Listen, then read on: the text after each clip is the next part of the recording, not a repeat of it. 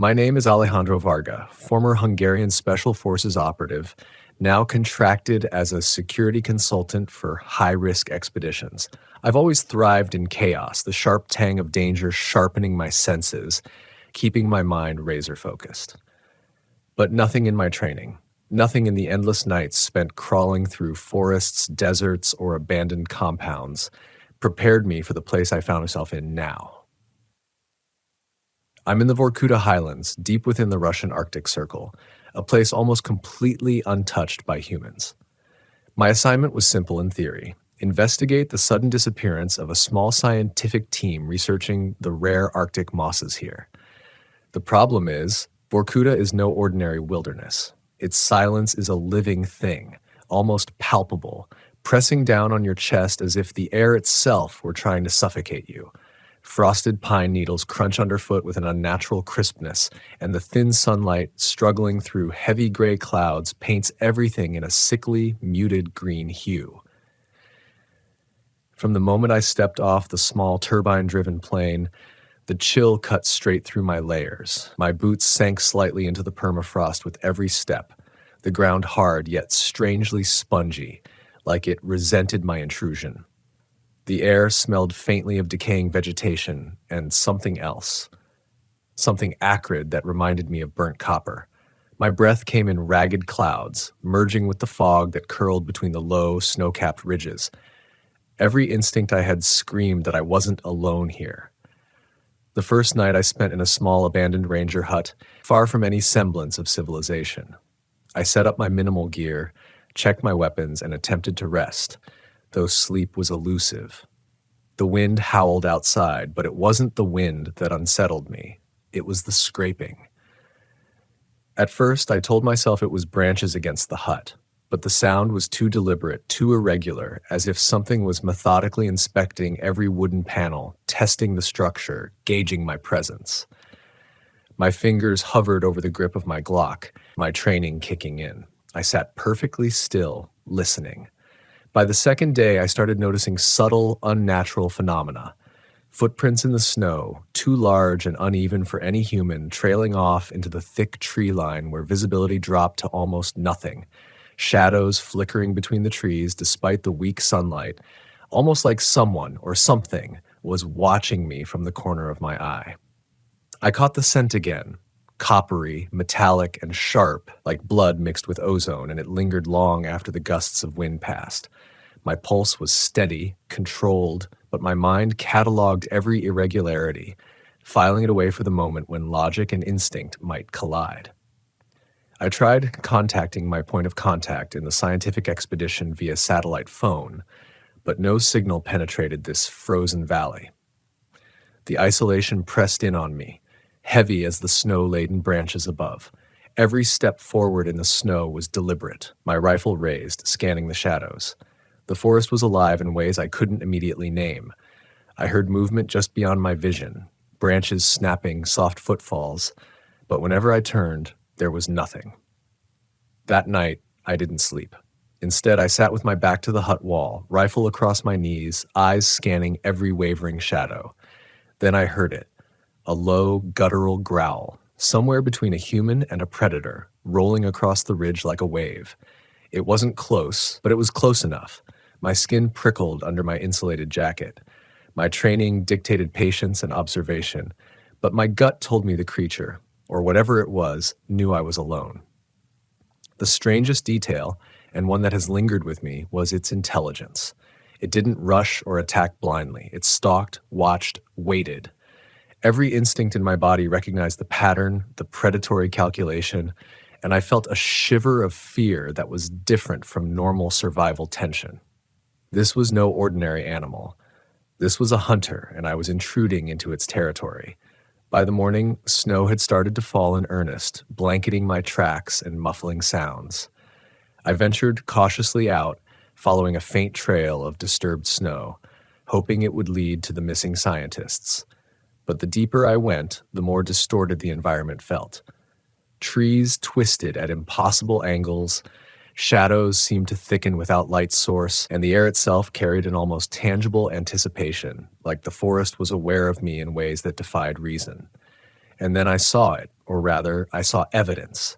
A patch of snow, disturbed and scarred with deep claw marks, but not from any known animal. I knelt, inspecting the frozen ground, a mix of blood, frost, and something sticky, black, and glistening like oil. The scent hit me full force this time, metallic and electric. Whatever left this was intelligent, strong, and terrifyingly patient. I should have retreated, should have called for extraction, but part of me, the trained soldier, the hunter, was drawn in. Curiosity and survival instincts collided. I needed to know what I was dealing with before I could survive. And then I felt it. Eyes on me from somewhere beyond the tree line. Not distant, not moving, not human, but calculating. My heart did not race.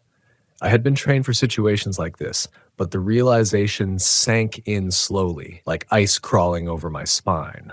I was not alone. I was being observed. I do not yet know if the creature understood language or strategy, or if it was simply a force of nature with horrifying intelligence.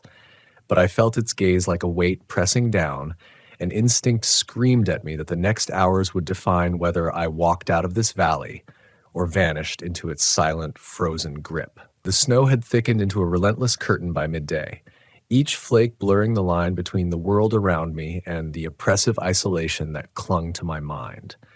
I followed the trail of claw marks and frozen blood, moving carefully, rifle at the ready, my boots crunching softly in the powder. Every sound felt exaggerated, almost alive. The subtle snap of ice beneath my feet, the distant moan of wind threading through skeletal pines, and always the weight of observation pressing from the tree line. It was then I noticed something impossible. The track split, leading into a grove where the trees leaned inward unnaturally, almost forming a tunnel. But the ground beneath was smooth, undisturbed by snow, as if some colossal hand had wiped it clean. My trained mind raced. Predators rarely erase their trail. Only something intelligent, deliberate would do this. I crouched low, scanning the shadows, noting the faint impressions of fur or scales pressed lightly against the snow. My pulse was calm, mechanical. I had survived ambushes, gunfights, and collapsing structures, but the cerebral fear, the one that whispers, "This is beyond your experience," had settled in. I advanced into the grove, every sense alert. The smell of blood was stronger here, thick and coppery, mingled with that strange metallic tang that had haunted me since I arrived. My boots sank into the snow, leaving clear tracks, but I felt a flicker of unease as I realized the prints ahead of me weren't consistent. Deep impressions, yes, but spaced in a way that suggested something walked on 2 legs and 4, sometimes crouching, sometimes rising, always watching. Then I heard it, a soft clicking, rhythmic, deliberate, like stones tapping together. It came from everywhere and nowhere. My head swung left, rifle up, scanning, but there was nothing. The grove itself seemed to breathe around me, shadows stretching unnaturally, twisting as if alive. I muttered to myself, a habit I developed during long operations: stay sharp. Don't let the mind betray you. The first strike came silently. A branch snapped above me, too precise to be random. I whipped my head up, catching a flash of black fur or scales, a blur that vanished before my eyes could process it. My training took over instantly. Move, position, anticipate. I pivoted, firing a warning shot, the bark of my rifle cracking the stillness.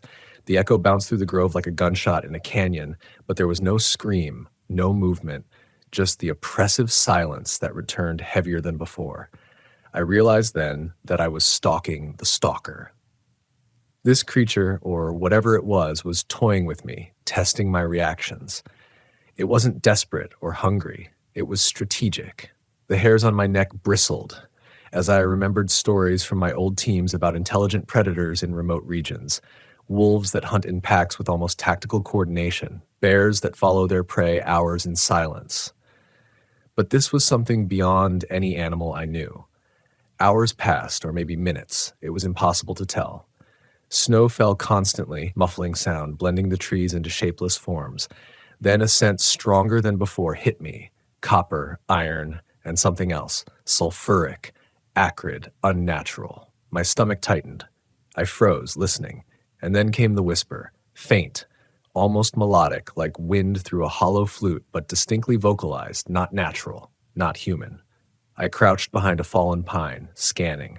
There, between two trunks, I caught sight of its eyes, two luminous orbs reflecting the weak light, calculating, intelligent. The creature wasn't running. It was circling, observing, learning. I felt the primal weight of survival instinct. The first step was avoidance. The second step was strategy. I had to move carefully. One wrong step and it would know my pattern, anticipate my moves. I remembered my survival training. Unpredictable movement, using the environment, creating diversions. I pulled a flashbang from my pack, something I rarely carried on solo missions in the Arctic. I set it near a large fallen tree, triggered it, and dove into a snowdrift, waiting. The explosion of light and sound should have blinded any predator, but when I peered from my hiding spot, the creature wasn't disoriented. It had vanished. I moved cautiously, following the blood trail that split again deeper into a darker, denser part of the grove. And that's when I noticed it. Evidence of human interaction. A torn glove frozen in the snow. The blood wasn't mine. It was from the scientists. The realization hit me. The creature had been hunting them, or worse, had captured them. I could feel the weight of that truth pressing into my chest. My mind cataloged possibilities, traps, dens, ambushes, and the hairs on my arms stood at full attention. Then came the first direct confrontation. A low growl erupted from behind me, vibrating through the snow and trees. I spun, rifle up, and saw it fully for the first time. Its body was massive, almost humanoid in shape, but the limbs were elongated, tipped with claws that glinted in the weak light. Its head tilted in a disturbing mimicry of curiosity, studying me. It understood my posture, my stance, my intent. My training told me, target the eyes, anticipate its reaction. I fired. The round struck, but it didn't flinch in the way a normal predator would. Instead, it retreated momentarily, then circled, positioning itself to strike from a blind angle. I realized it wasn't just strong, it was cunning, calculating. Every move I made, it learned, adapting, as if it had decades of experience hunting a single prey at a time. I retreated toward the only landmark I recognized, a cliffside opening that led to the edge of the valley. The creature followed silently, always just out of reach, its growl vibrating through the frozen earth. My lungs burned, fingers cramped, but I couldn't stop. Every instinct screamed, survive, observe, adapt. And that's when I heard the whispers again, faint, almost human-like, taunting, mocking, echoing in the hollow spaces between the trees. By nightfall, I found a narrow crevice along the cliffside, large enough to hide. I pressed my back against the rock, rifle across my knees, trying to calm my racing heart. The snow had stopped, replaced by an eerie stillness that carried the faint sulfuric scent of the creature. I didn't sleep. I couldn't.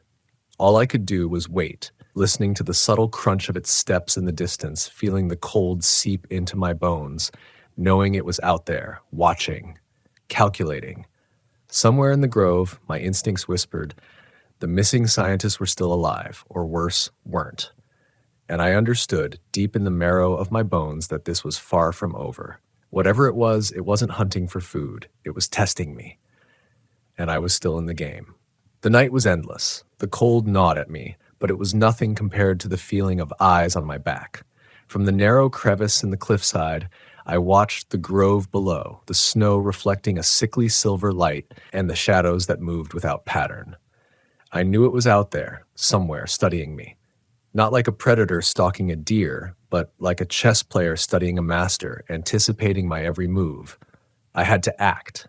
Waiting in one spot was a death sentence. My training kicked in. Adapt, improvise, dominate the environment. I checked my gear. 3 rounds left in my rifle, 2 flashbangs, a small knife, and the survival pack I had carried for weeks. The creature wasn't just strong, it was methodical. I had to create a situation where I could control the engagement. I scouted the edge of the cliff with extreme caution, marking footholds in the icy stone. Below me, the grove seemed alive, the snow occasionally giving way to dark impressions. Footprints, claw marks, something I didn't dare name. The wind carried that metallic coppery smell, stronger than ever. I imagined the scientists somewhere in that white, twisted forest, terrified, maybe still alive, maybe not. My chest tightened. Then I heard it, a soft, deliberate tap, tap, tap, like claws on ice. I froze. My head slowly turned. There, at the edge of the clearing, two glowing eyes reflected the moonlight. It didn't move quickly. It didn't rush. It calculated, observing me, waiting for the perfect moment.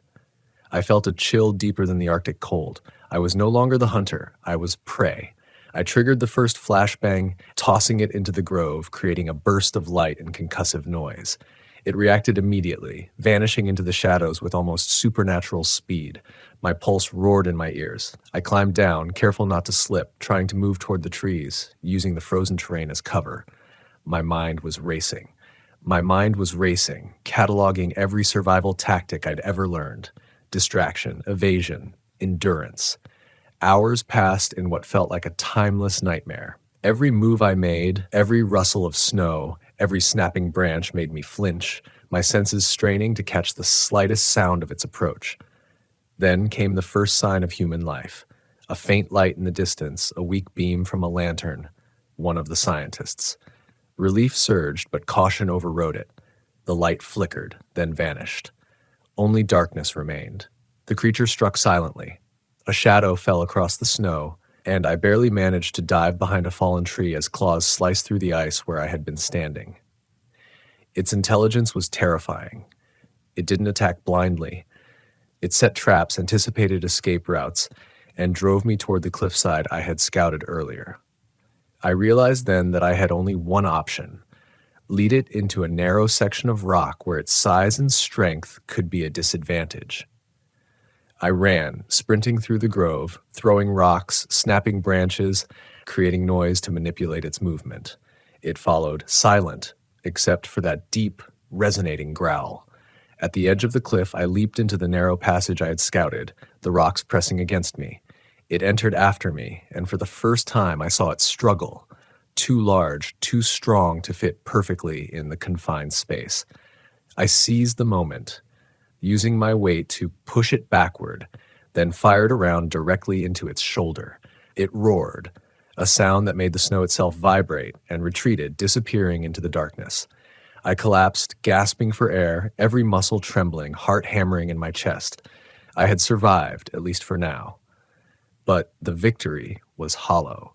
The blood, the footprints, the unnatural patterns in the snow, they all told me the creature hadn't fled for good. It was watching, waiting, learning. I made my way back toward the plane's landing site, fast following a path that would at least put some distance between me and the grove. The snow had begun to fall again, muffling my tracks, erasing my passage like a clean slate. My thoughts kept returning to the scientists. Their fate unknown, their screams, if they were alive at all, hidden somewhere in that frozen labyrinth. By dawn, I reached the plane, my hands frozen, my face windburned. I could see the horizon, jagged and white, stretching endlessly. I climbed aboard, turned the engine over, and for the first time allowed myself to breathe. I was alive, but I knew deep down that the creature had survived, that it still watched the valley, still studied any movement, still waited for the next intruder. Even now, days later, I can feel it in my dreams. The slow, deliberate calculation behind those glowing eyes, the soft, mocking whispers in the wind. I am back among people, back in civilization, but a part of me remains frozen in that grove, in that cold, silent forest. And I know without a doubt that the valley keeps its secrets well. Whoever or whatever haunts it does not forgive, does not forget, and is still hungry for attention, for challenge. I survived, for now. But I will return. Not to hunt, not to conquer, but to understand. Because the creature, the intelligence that watches from the frozen shadows is still there, and someday it will remember my face. My name is Captain Elias Novak, though the rank means nothing anymore. Retired, discarded, a man left to walk in the silence between wars. 43 years old, bones aching from past injuries, but my mind refuses to rest. That's why I came here. To the place the locals call Polyus 27, an abandoned weather station buried deep in the Siberian tundra. I told myself it was to test my endurance in solitude, but I know better. It was because the quiet of ordinary life felt louder than gunfire, and I needed to know if I could still face myself. The world out here is not empty, it hums. The wind moans across the flat expanse, a voice that shifts with the ice. It seeps into my ears like water through cracks, dragging with it the scent of iron and frostbite. The air bites my skin raw, even through layers of wool and synthetic armor. Every breath is a dagger of cold that I swallow and hold in my lungs until it burns. The station itself stands crooked, its steel ribs bent by decades of storms. Paint flakes in my gloved hand like dead skin. The glass windows are frosted opaque, though inside my lantern reveals rows of rusting instruments, warped furniture, and a long corridor leading to rooms no one has entered in 30 years. That first night, I slept in the control room. My cot creaked, the walls cracked with the pressure of the wind, and the metal beams groaned like a ship at sea. It should have been comfortless, but I felt at home in discomfort. Soldiers live in ruins. Civilians live in illusions. Yet, even in those first hours, I sensed something wrong. I woke around 300 to the sound of boots on the frozen metal floor. Crisp, deliberate, military steps. I froze, hand instinctively reaching for the pistol under my blanket. The sound moved from the far end of the corridor toward me, slow but steady. I knew no one else could be here. The last supply helicopter had left me days ago. No vehicle tracks, no radios within hundreds of miles. Yet the steps came closer. When I finally swung my lantern toward the doorway, the sound stopped. Empty frame, no shadows beyond what I cast, only silence, heavier than before. I lay awake until dawn, listening to my pulse beat in my ears. Day 2 brought exploration. I forced myself to map the station. Habit drilled into me. 2 main wings, living quarters and laboratories. I carried chalk to mark walls, though I knew the layout would not shift. Still, in hostile environments, ritual keeps the mind tethered. The laboratories stank of mold and oil, a mixture that clung to the back of my throat.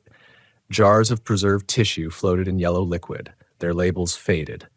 One still contained something like a bird, though its beak seemed too long, curling toward the glass. My lantern flickered when I looked at it. In the mess hall, long tables were overturned, chairs scattered as if abandoned mid-riot. On one wall, someone had scrawled words in Russian with charcoal. Ani poyut moroze. They sing in the frost. I had seen soldiers carve strange things after weeks in the field. Delirium. Cabin fever. But this felt deliberate. That evening, I boiled snow for water. The kettle hissed as though angry, and the smell of melted iron filled the air. I sat with my notebook, recording details. The ritual kept me sane. But then I heard it again. Footsteps. Only this time a voice followed. Captain. It was faint, almost lost in the howl of the storm outside. A voice I hadn't heard in years. Sergeant Tomash, one of my men from Afghanistan, long dead. Captain, the voice called again from down the corridor. You left us. My throat tightened. The pistol felt heavier in my hand than it should. Not possible, I muttered aloud. Not real. But denial does not stop memory from bleeding. I sat in the control room, pistol pointed at the doorway until the lamp guttered out. The voice never came closer. Never repeated. Just that one accusation, echoing through the frost. By day 3, I knew I wasn't dealing with simple echoes. The station's temperature dropped below the reading on my instruments. I could see my breath inside my sleeping bag, the frost growing along the seams of my gear. Something unnatural. When I stepped outside to check the perimeter, the snowdrifts had formed strange patterns, like spirals traced by an unseen hand. No tracks leading in or out, just whorls pressed into the ice radiating from the station itself. The wind carried whispers, at first just fragments. My name, my rank. The sound of radios squelching with broken commands. Once, I heard my mother calling me in her old Slavic tongue. She's been dead 20 years. I forced myself into discipline, calisthenics in the morning, cleaning weapons, cataloging supplies. Structure is survival. But each time I returned to the control room, I found the chalk marks I left on the walls smudged or erased, as if a hand had wiped them away. That night, the voice returned. Not Tomash this time, someone else. Elias, it whispered. Soft, feminine. My wife's voice. She had begged me not to come here. Elias, come home. I gritted my teeth until my jaw ached. It wasn't her. Couldn't be. Yet the warmth in the tone nearly broke me more than the soldier's accusation had. I shouted into the dark, "Show yourself!" My voice bounced off the empty corridor, sounding weaker than I intended. The only reply was the wind pressing against the walls, a long exhale that made the station groan. By day 4, I stopped pretending it was just hallucination. The danger here was intelligent. It knew names, voices, memories. It chose them carefully, stabbing where I was weakest. In war, you fight what you see. Here you fight what you cannot prove exists. That is the deadliest kind of battle. Still, I could not leave. The helicopter wasn't scheduled to return for weeks. Survival meant holding my ground. That night, I laid traps. Wires strung across the hall, cans stacked at the doors. Old tricks. If anything moved in the dark, I would know. I slept with one eye open. At 200, the cans toppled, the wires snapped. My eyes shot open and I swung the pistol toward the doorway. But instead of an intruder, I saw myself. My own silhouette, standing in the hall, lantern glowing in its hand, my face, my stance, my eyes staring back at me with hollow calm. I don't remember pulling the trigger, only the ringing in my ears, the acrid stench of gunpowder. The figure was gone, as if it had never been. But the bullet hole remained in the wall behind the doorway. I didn't sleep after that. Not a second. The image of myself standing in that corridor seared into my vision, replaying every time I blinked. A soldier knows the weight of his senses, and I trusted mine even when reality blurred. I saw it. I aimed. I fired, and it vanished. The wall still bore the scar of the bullet, a black circle where metal had chipped. But that hole meant little against the gnawing thought. Whatever was here could wear my face. At dawn, the storm eased. Light pressed through the frost-covered windows, a pale, sickly glow that felt more like an interrogation lamp than the sun. I forced myself outside. I needed air, even if it froze the hairs inside my nose. The tundra stretched to infinity, white plains broken only by jagged ice ridges. No birds, no animal tracks. Just silence, vast and merciless. The wind carried a faint hum, too patterned to be random. Like a song without words. The phrase carved in the mess hall returned to me. They sing in the frost. I turned, and my stomach tightened. The snow around the station had changed overnight. No longer spirals, but crude outlines of figures. Human shapes, dozens of them, etched as if bodies had lain in the drifts. Arms outstretched, faces indistinct, and all of them facing the station. I backed toward the door, every instinct screaming ambush. My boots crunched over ice that gave too easily, like thin bone. Back inside, I barricaded the entrance with an overturned table. I was no longer mapping or cataloging. I was fortifying. The mission had changed. Not endurance, not observation. Survival. By evening, I heard it again. The boots in the hall. Heavy. Confident. I pressed my ear against the cold wall. This time, it wasn't one set of footsteps. It was many. Marching. The mess hall chairs rattled against the floor. Metal screeched as if dragged. I crept with pistol drawn, breath fogging in the dim beam of my lantern. When I reached the doorway, the noise ceased. The hall stretched empty. My chalk marks, freshly drawn that morning, were gone again. Only smeared streaks remained, as if fingers had dragged across them. "Captain," a voice said, low, almost kind. My own voice, my mouth dried. It came from the far corridor. I raised the pistol, though my hand shook despite my training. "Don't fight it," the voice continued. "You belong here." For a moment, the rational part of me wanted to step forward, to see if it truly was me, to understand. But instinct roared louder. "Do not approach." I fell back into the control room, slammed the door, and jammed it shut with a rusted steel bar. My chest hammered against my ribs. I knew then that whatever intelligence haunted this place wasn't satisfied with shadows. It wanted to wear me down, fracture me, claim me. Day 5 broke with crimson light bleeding across the snow. The shapes outside had multiplied. Where before there were dozens, now there were hundreds. Figures packed shoulder to shoulder, all carved in the ice, all pointed toward the station. I scanned them through the window until nausea climbed my throat. Some were no longer faceless. The drifts had sculpted lips, eyes, scars, familiar. Tamash, my wife, my mother, even men from training camps long gone. The frost was stealing the dead from my memory, one by one, placing them outside like sentinels. I dragged a metal cabinet against the window to block them out. The sound it made echoed through the station like a warning bell. That night, they answered. I woke to the sound of dozens of voices overlapping, rising through the wind, all calling my name. Elias, Elias, Elias. Some calm, some pleading, some furious. The chorus rattled through my skull until I pressed my palms against my ears. I screamed back, raw and hoarse, I will not break. The voices fell silent, but the silence was worse. The next morning, I noticed something that shattered what little discipline I had left.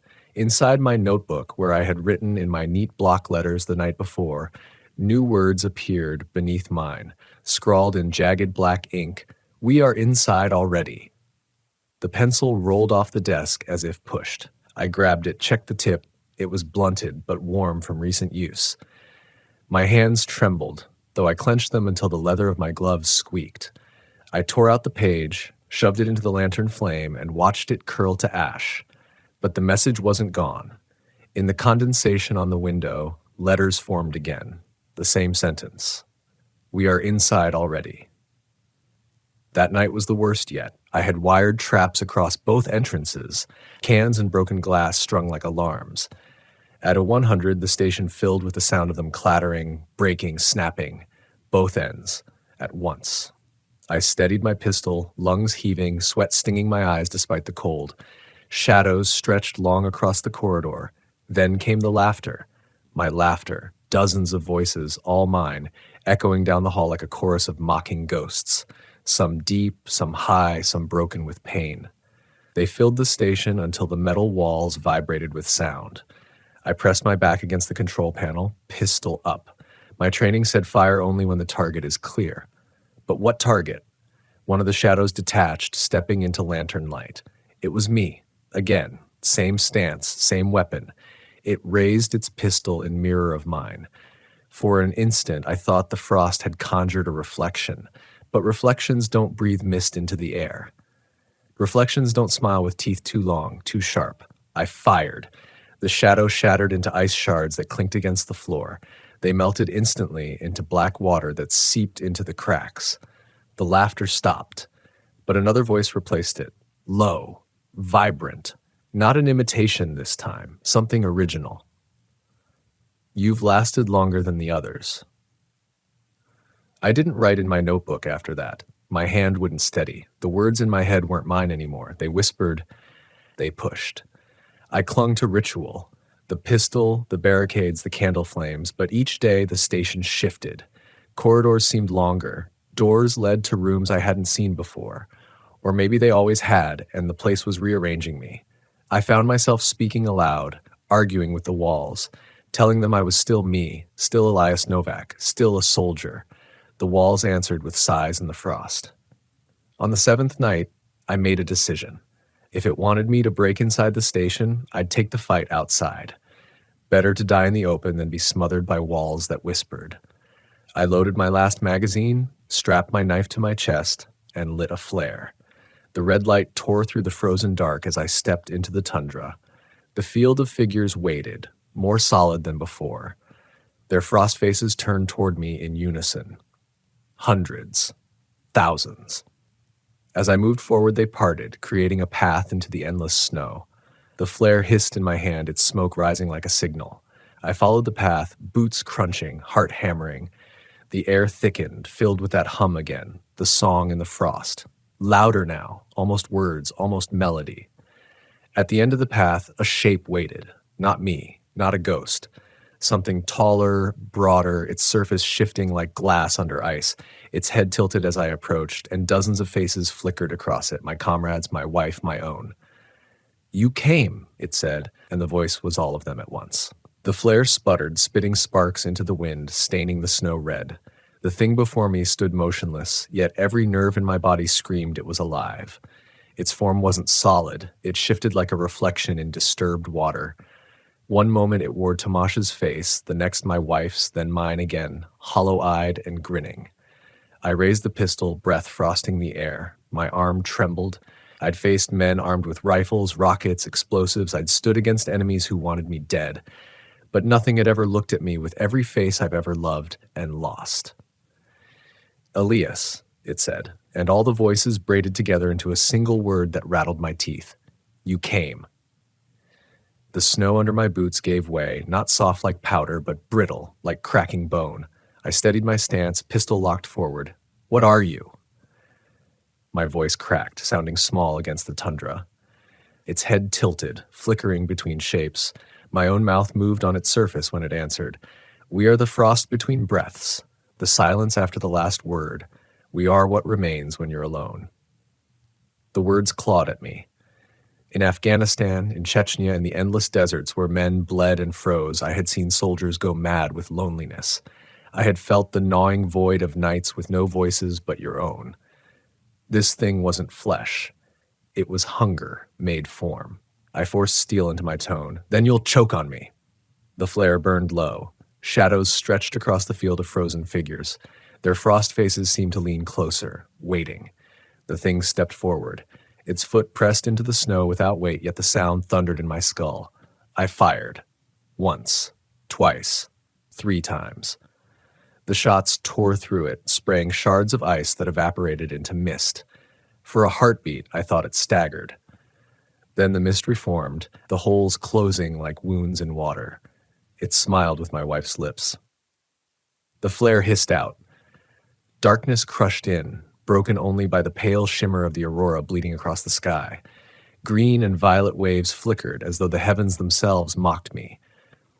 I fumbled for another flare, struck it, let the red blaze sear my vision.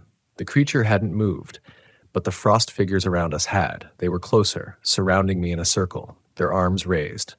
The song began again. Louder now. They sing in the frost. Not just wind, not hallucination. It was voices, thousands of them, rising from the snow, pouring into my ears, drilling into my skull. The thing's form shifted one final time, solidifying into me.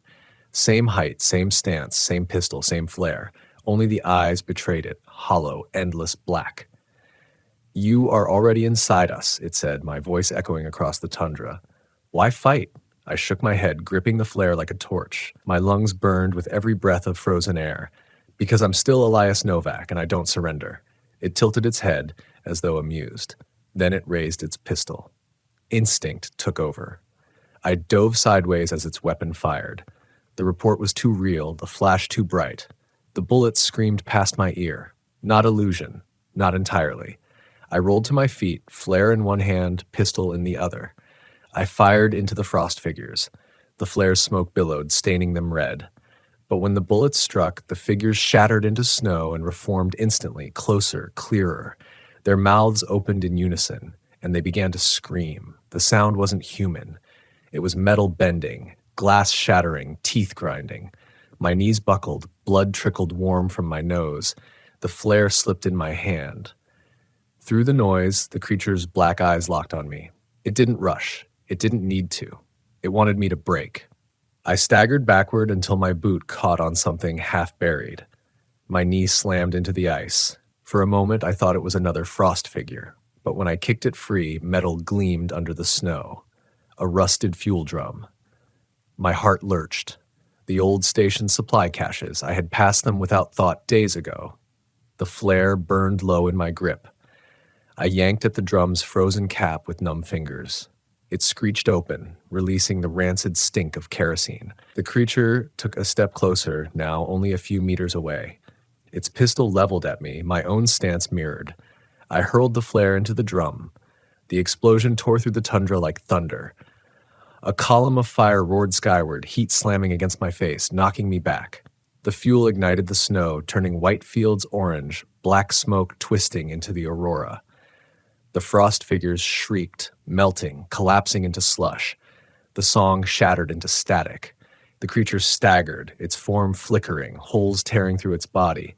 For the first time, it didn't heal. I rose, pistol ready, breath ragged. You bleed fire, I rasped. That means you can die. But it didn't fall.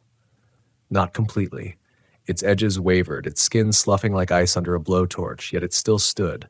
It looked at me with what remained of its face, half mine, half nothing, and whispered, "Fire burns only the shell. We remain." And then, before I could fire again, it dissolved into mist that spiraled upward, vanishing into the black sky. The circle of figures melted into puddles that hissed in the fire. The tundra groaned as if exhaling. For the first time in days, silence fell. I collapsed to my knees, chest heaving. The firelight danced across the snow, painting the ruins of the station in molten orange. My ears still rang with echoes of screams, but for now there was no voice but my own. I don't remember how I got back inside. Only that I woke in the control room hours later, pistol clutched against my chest, the stink of smoke clinging to my clothes. The fire still burned outside, a dull glow through the frosted windows. I thought I had won, that maybe the thing was gone. But then I opened my notebook. New words sprawled across the page in handwriting not mine. Fire cannot kill the frost. My hand shook as I slammed the notebook shut. My pulse hammered against my skull.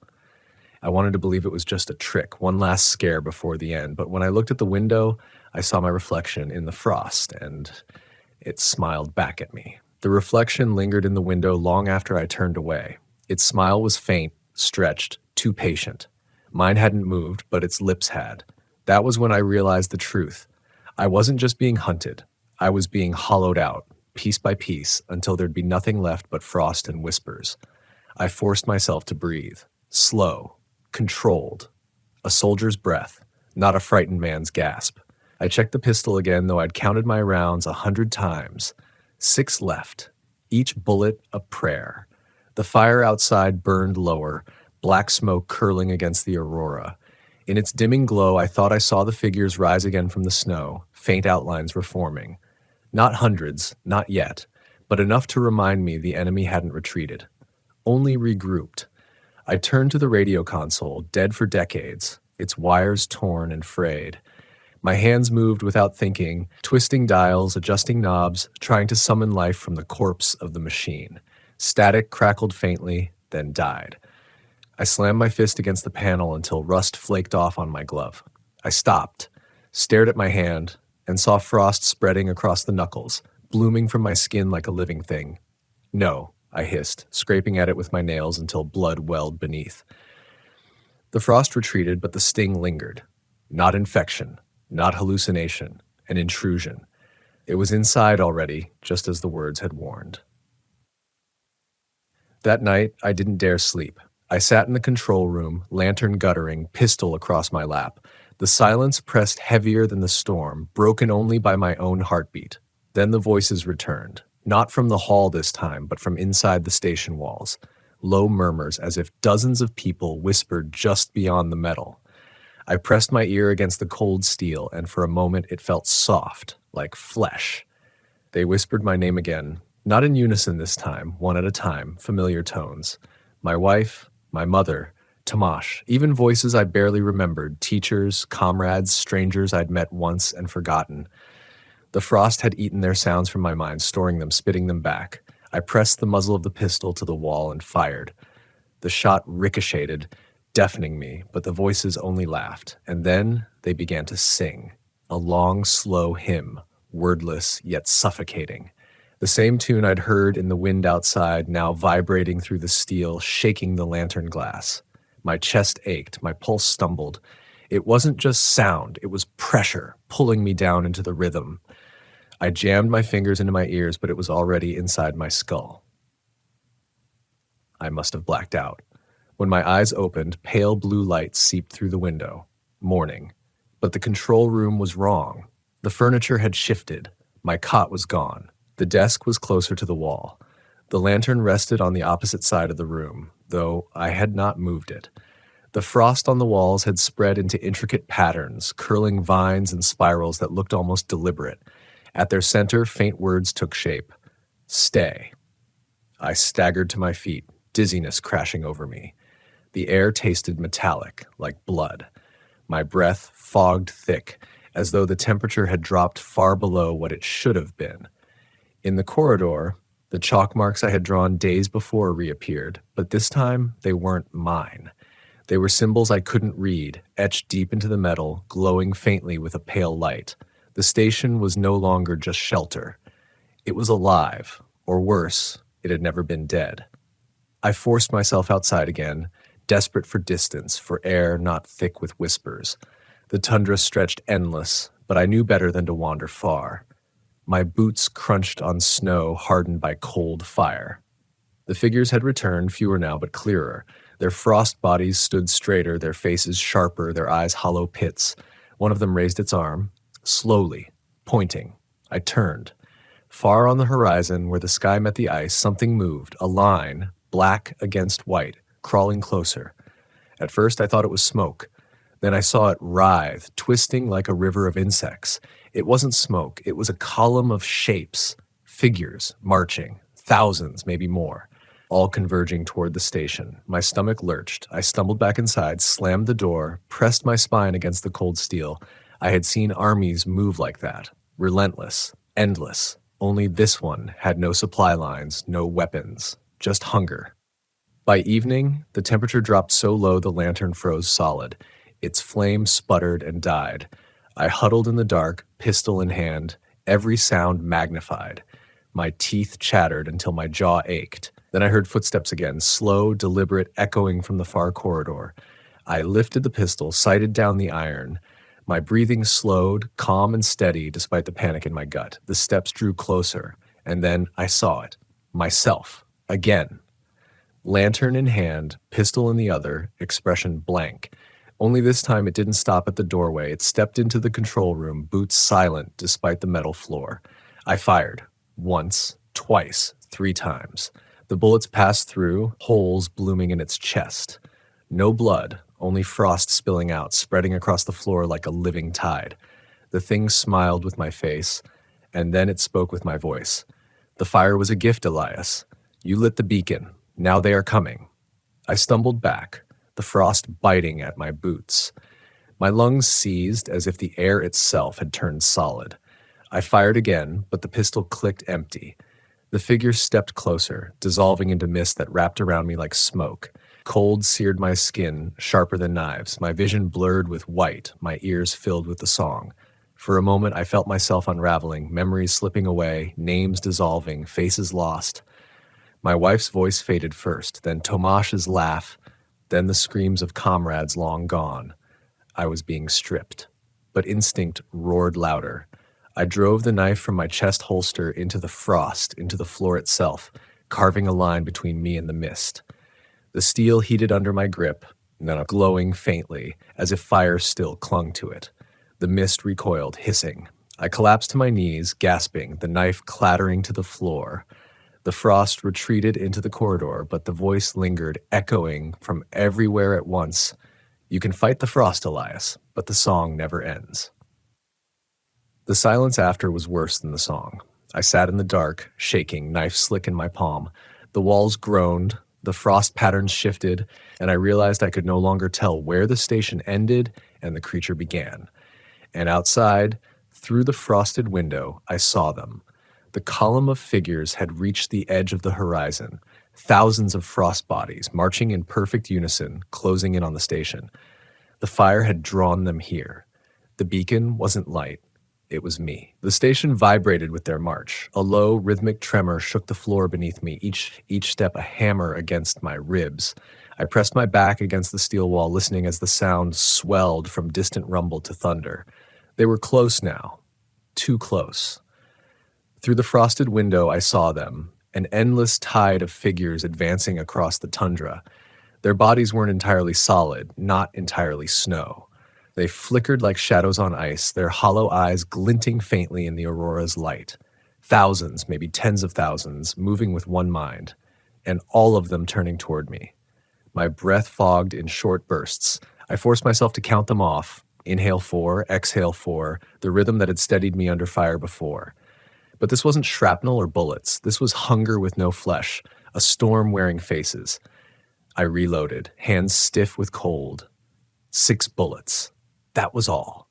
They wouldn't kill an army, but they gave me focus. A soldier without focus is already dead.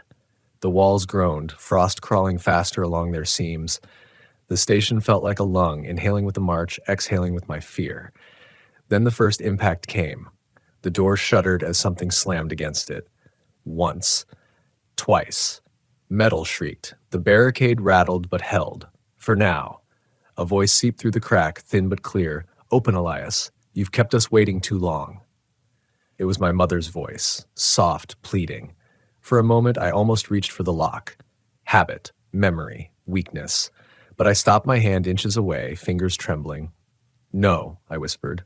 My throat was raw, my voice a rasp. "You're not her." The voice turned harsh, guttural. "Then die alone." The pounding intensified.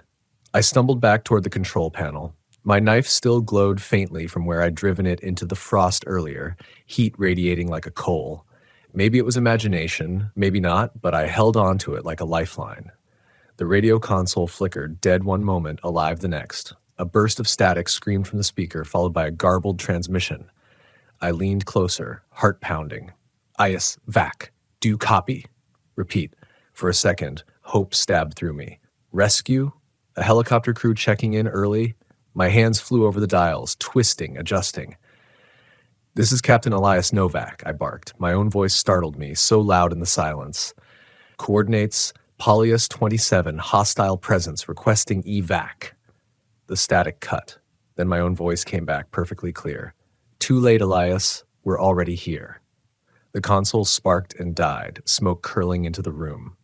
The pounding on the door grew into a continuous roar. Screams joined it, dozens of voices overlapping, my men, my family, strangers I didn't know. They wailed and laughed and begged, a storm of sound hammering against the steel. I pressed my palms over my ears, but it made no difference. The voices weren't outside anymore. They were inside, swelling from my own skull, vibrating my bones. My vision blurred. My hands shook. I staggered, dropped to one knee, pistol clattering to the floor. The frost crept along my arms again, curling under my skin like veins. My breath hitched as ice seemed to form inside my chest, each inhale sharper, colder. "Fight it," I muttered through chattering teeth. "Fight it, damn you." But the frost whispered back, "Why fight? You are already one of us." The barricade split, metal shrieked, bolts popped. A hand, white, sharp, too many fingers, pushed through the crack. Frost spilled in like smoke, filling the air with a smell of iron and rot. I grabbed the glowing knife, drove it into the frost hand. It shrieked, a sound like glass breaking underwater. The hand dissolved into vapor, retreating. But more pressed in, dozens of them, battering the door in rhythm with the march outside. I stumbled back, pistol retrieved, chamber checked, 6 rounds, knife glowing faintly in my other hand. One man against a tide. I'd been in worse. Or maybe not. The door finally gave. It exploded inward with a deafening crack, metal tearing from hinges. Figures poured in, not solid, not ghost, but something between. Their hollow eyes glowed faintly, their mouths stretched in silent screams. I fired, once, twice, 3 times. Bullets tore through them, each hit scattering frost and shadow. They fell but reformed, crawling back into shape. My rounds slowed them, but didn't stop them. The knife did. When the first one lunged close, I drove the blade into its chest. The glow flared, and the thing burst apart, dissolving into mist that screamed as it vanished. I roared, half in rage, half in terror. I slashed, stabbed, cut, each strike burning another figure into nothing. But for everyone I destroyed, 5 more filled the doorway. They crowded the hall, the control room, pressing closer, their frost bodies filling the air with choking cold. My lungs seized, my vision narrowed, and then I saw it, standing behind them, taller than the rest. The one from the tundra. My shape, my face, my stance. Its black eyes locked on mine. It didn't rush. It didn't need to. The others cleared a path for it, as though they bowed to their commander. "You lit the beacon," it said with my voice. "You belong to us now." I staggered back against the console, knife raised, pistol empty. My chest heaved, every breath a knife of ice. The frost had spread across the floor, up the walls, into my skin. For a moment, I saw myself reflected in its black eyes. Hollow, pale, smiling, and then something inside me snapped. A soldier doesn't surrender. Not to men, not to monsters, not to frost that wears his face. I drove the knife into the fuel line at the base of the console. Kerosene hissed, spilling across the floor, soaking my boots. The frost recoiled from it, hissing. The thing tilted its head. "You can't kill us with fire, Elias. You've already tried." "Maybe not," I rasped, pulling my last flare from my pocket. "But I can kill me." Its smile faltered, just a flicker. Enough. I struck the flare. Red light flared to life, searing against the frost. The last thing I heard before I hurled it down was my own voice, thousands of times over, screaming in unison, "Don't!" The flare hit the fuel. The world erupted. Flame roared through the control room, racing along the floor, igniting walls, searing frost. Figures screamed as they melted, dissolving into vapor. The station groaned, steel bending, windows shattering outward. I was thrown back, heat searing my skin, smoke choking my lungs. My last sight was the creature, my double, engulfed in fire, its black eyes burning away into nothing. Then everything went dark. I woke outside, snow under my cheek, the station behind me burning like a beacon against the night sky. Flames licked at the aurora, black smoke twisting upward. The march had stopped. The tundra was silent. I coughed, body trembling, skin blistered. My pistol was gone. The knife lay beside me, blackened but still warm. For a moment, I thought I had won, that the frost was gone. Then I looked at my hands. Frost bloomed across the skin, curling under the flesh, spreading faster than before. I tried to scrape it off, but it clung deep, pulsing with each heartbeat. And when I turned back to the burning station, I saw my reflection in the flames. It smiled. The fire roared like a living beast, consuming the station, devouring the frost that had crawled across its walls. I should have felt relief watching it collapse into flames. Instead, all I felt was the cold spreading under my skin, deeper with every heartbeat. The frost had bloomed across my hands, climbing my wrists like pale roots. Each vein in my arm glowed faintly blue. My breath fogged thick, even though the flames licked the air around me. My body was burning, yet freezing from within. I pressed my palms into the snow, desperate to numb the fire inside, but the ground hissed under my touch. Ice spidered outward where my hands met the tundra, freezing the powder into glass. Panic surged. I yanked my hands back, heart pounding. The frost didn't retreat. It pulsed as if alive, responding to my fear. I had brought the fire down on the station, track destroyed everything inside. But it wasn't enough. The frost hadn't been burned out. It had been driven into me. The tundra lay silent, too silent. The column of figures that had marched toward the station was gone, erased as if they had never existed. No shadows moved against the horizon, no voices rode the wind. Only the flames crackling and the faint pop of steel bending in the heat. For the first time since I arrived, I was truly alone, but not in my own head. Whispers stirred in the back of my skull, soft at first, barely words, then louder, clearer. My own voice multiplied, layered until it sounded like a choir. "You are us now." I clamped my hands over my ears, but the sound swelled from my chest, not the air. I could feel it vibrating in my ribs, in my teeth, in the frozen blood crawling through my veins.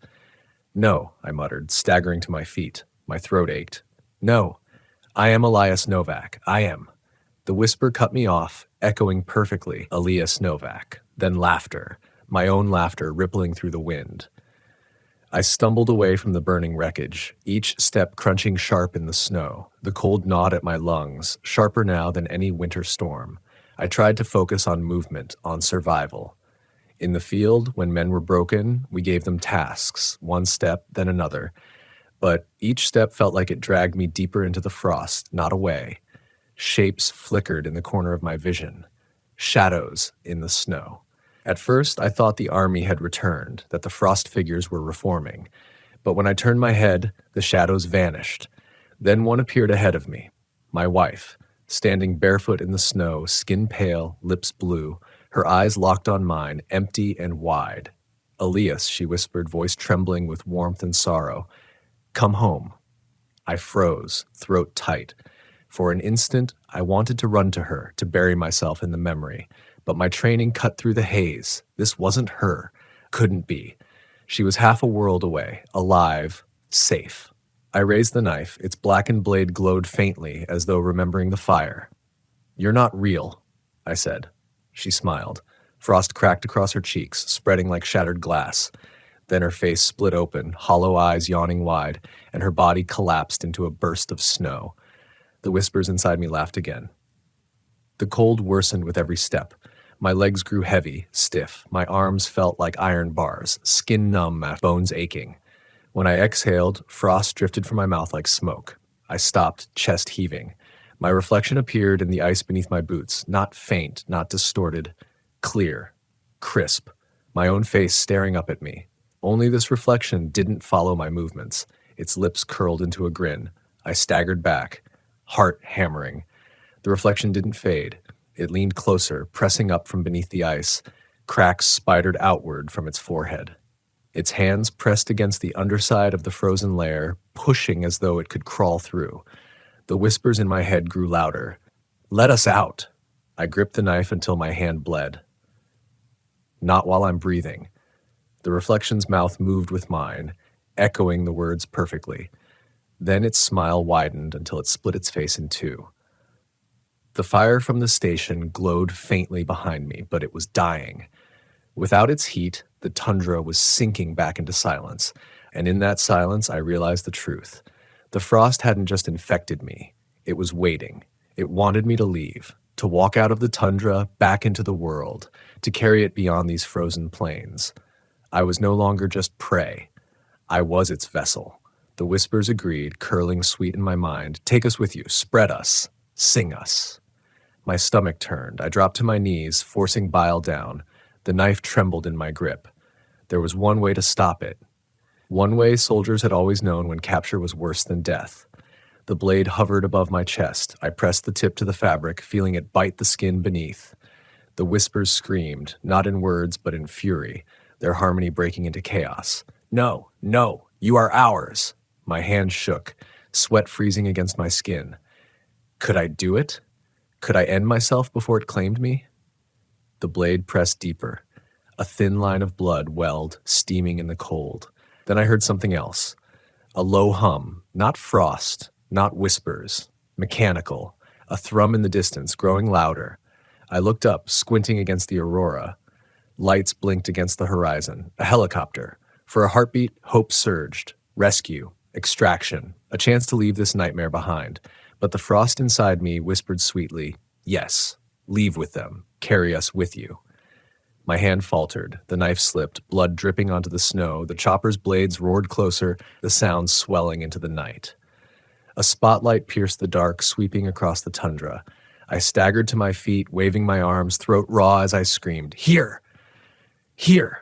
The whispers laughed inside me, triumphant. I knew then I had a choice. Signal them, leave this place, and risk unleashing the frost on the world, or stay. End it here, with fire and steel and silence. The helicopter circled, its light fixing on me. The knife trembled in my hand. The helicopter's spotlight pinned me like prey in a hunter's beam. Snow whipped around me in the downdraft, blinding and deafening. The roar of the rotors pressed against my chest, rattling the knife in my hand. Through the howl, a voice crackled on a loudspeaker. "Captain Novak, we see you. Hold position. My name." Spoken by strangers who should not know it. My throat tightened. I wanted to believe it was real. Rescue, salvation, human contact. But the frost whispered, "They are ours too." The knife wavered against my ribs. The spotlight shifted, illuminating the burning skeleton of the station. Steel beams collapsed in showers of sparks, flames clawing into the aurora. The tundra glowed with molten red and sickly green, and beneath that light, I saw them. Shadows moving between the smoke and snow. Figures, flickering in and out, climbing from the ice.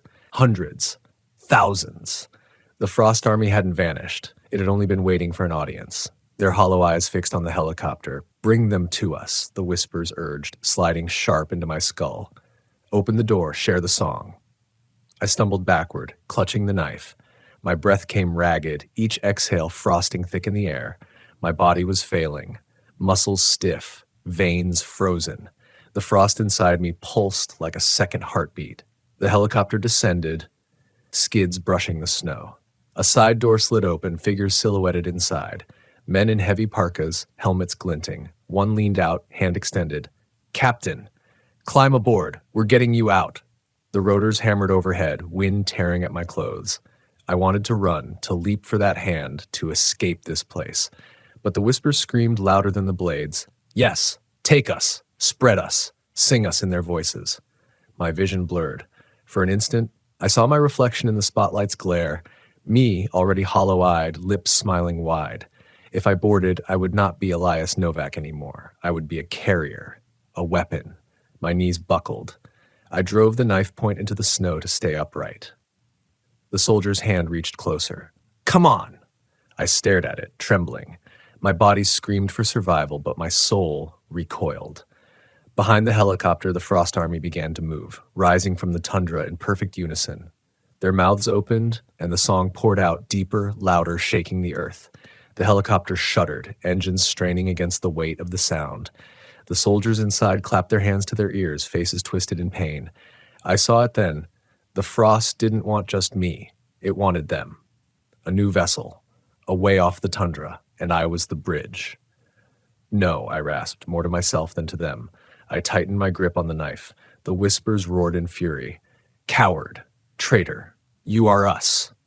My chest burned, frost racing across my skin, splitting veins with ice.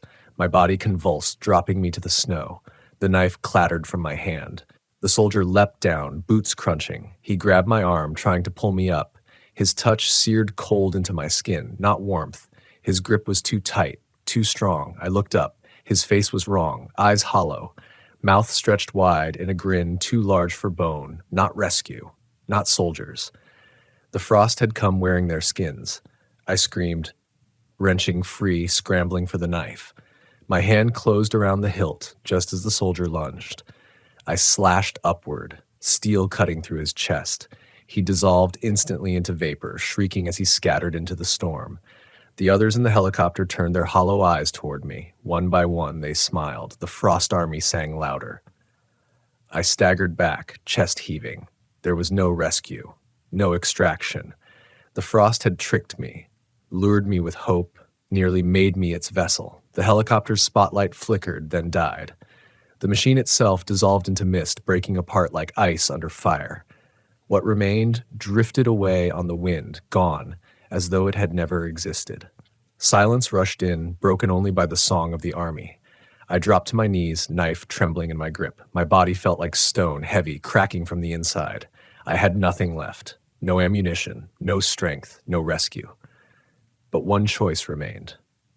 I could end it here, end myself before the Frost could carry me beyond this wasteland. I raised the knife again, pressing the blackened blade to my chest. My heart pounded beneath, frost pulsing with it. The whispers hissed, desperate now. "Wait, wait. You don't know what we are. You don't know why we chose you." I froze, blade biting into flesh. "Then tell me," I growled. The frost sighed inside me, thousands of voices in one. "Because you were already hollow, empty from war, empty from loss. You were the perfect vessel." The truth cut deeper than the blade.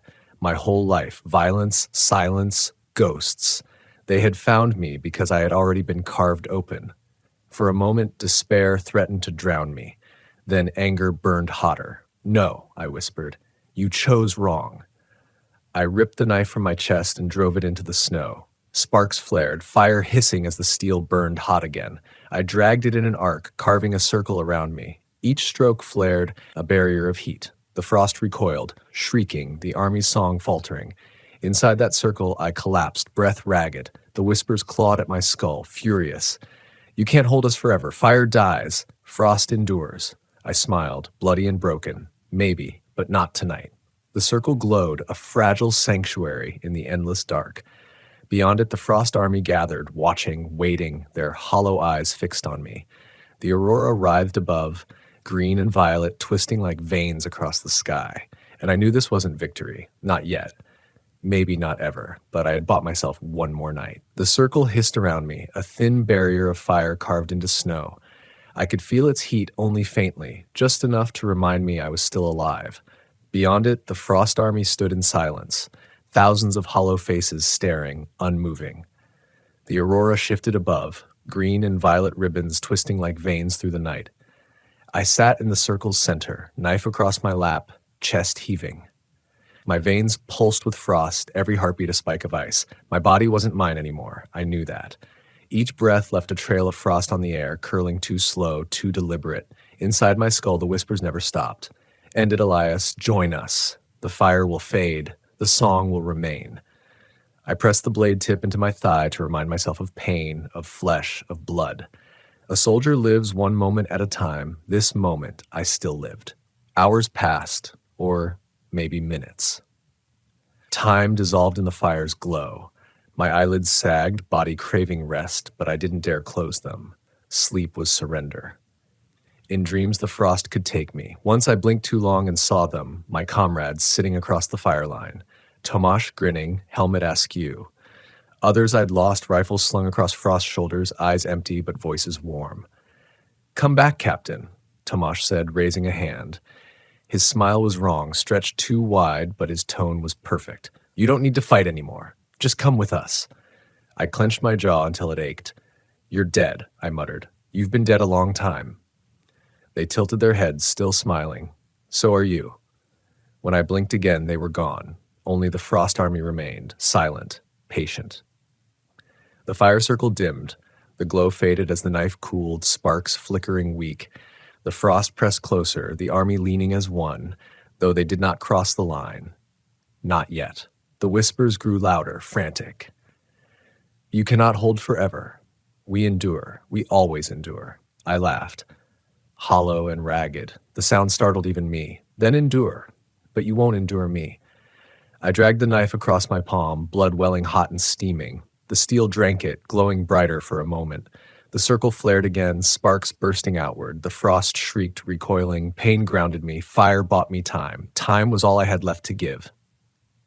The aurora shifted, brighter now, rippling faster across the sky.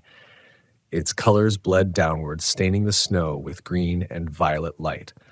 The Frost Army raised their faces, mouths opening as one, and they began to sing again. The hymn poured into the night, deeper than before, shaking the ground. My chest vibrated with it, my bones aching as though they would split. My vision blurred, edges darkening. The song was not just sound, it was command, a call. Join us. I pressed the knife hilt to my forehead, its glow burning into my skin, fighting the pull. My blood dripped onto the snow, each drop sizzling as it struck the circle. "I am Elias Novak," I whispered through clenched teeth. "I will not be yours." The song faltered for just a heartbeat, but then it rose louder, furious. The army stepped forward in unison, pressing against the circle of fire. Snow hissed, steam rising. The barrier trembled. The sky cracked. At first, I thought it was thunder, but the aurora split wide, tearing a rift across the heavens. From it spilled light, blinding, white, endless. It washed across the tundra, turning every shadow stark, every frost figure clear as glass. The army froze mid-step, heads tilted toward the sky. Their song cut short. Silence slammed down like a hammer. In that silence, I heard something else, not whispers, not frost, my own heartbeat.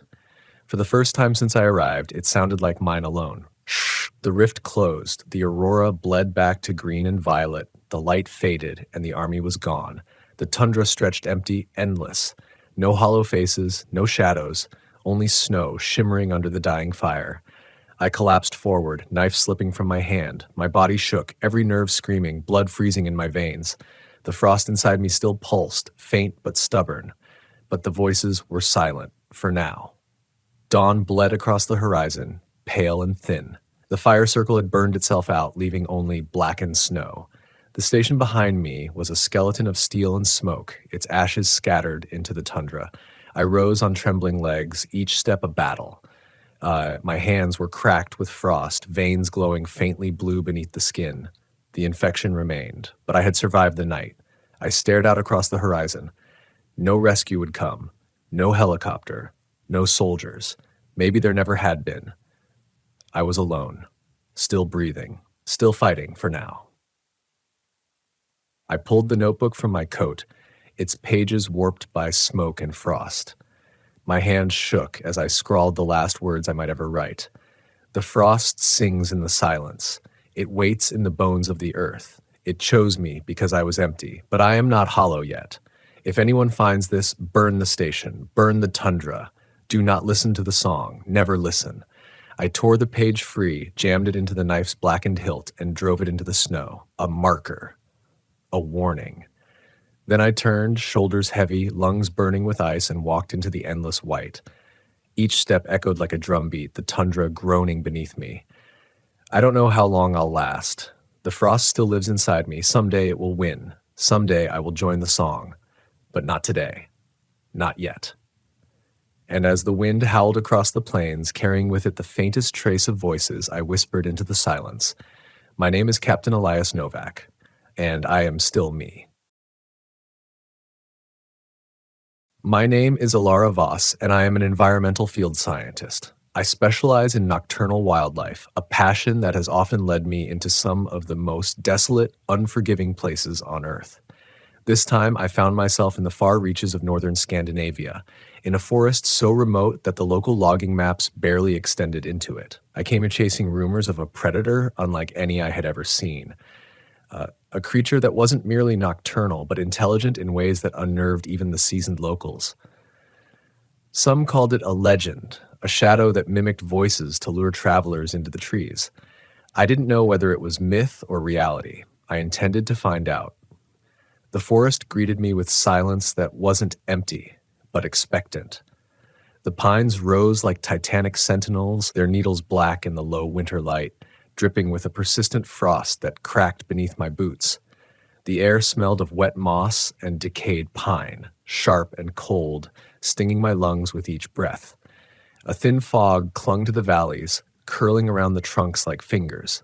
The wind whispered, a soft susurration through the branches that sounded almost like voices carried from elsewhere. I told myself it was the wind. I always told myself that. I had been hiking since dawn, lugging a pack heavy with cameras, audio recorders, and sensor traps. My hands were red and numb despite gloves, my boots soaked through by the icy streams I had forded. My skin prickled, not entirely from the cold. There was an almost imperceptible tension in the air, like the forest itself was holding its breath. Something felt aware. I paused by a cluster of jagged rocks beside a slow-moving stream. The water hissed over stones, dusted with frost. I crouched, listening. Nothing. Just the soft rattle of ice in the current, the faint creak of distant trees. Yet as I straightened, I thought I heard a whisper behind me. A voice, soft, tentative, calling my name. Alara. I froze. My rational mind immediately kicked in. Likely, I told myself, a trick of the wind. A twig snapped somewhere ahead, and the sound bounced through the trees in a way that played on the imagination. Still, my heart ticked faster. I had come to this forest expecting danger in the form of wildlife, maybe wolves or lynx, but something about that whisper was wrong. Too deliberate. Too patient. I set up a temporary camp beside a dense thicket where the trees leaned inward, creating a small pocket shielded from the wind. My tent was little more than a thin nylon cocoon, but it was familiar, a fragile island of control in a world that felt increasingly alien. I unpacked my equipment with methodical care, each motion calming the restless coil of unease in my chest. The cameras would catch movement, the audio sensors would record every sound, and if nothing else, the forest's silence would be documented, a baseline for the abnormal. As twilight crept through the treetops, the world took on a blue-gray hue. Shadows lengthened, twisting in strange directions. I noticed details I hadn't before, the way the frost clung unnaturally to some branches, the moss in patches darker than natural, almost wet with something unseen. The hairs on my arms rose. I brushed it off. I always brushed it off. Fieldwork required discipline, especially when alone. Night fell quickly. Even at what should have been early evening, the forest was nearly black, save for a pale crescent moon filtering weakly through the canopy. My headlamp cast a narrow circle of light, illuminating the frost and revealing the occasional glint of animal eyes.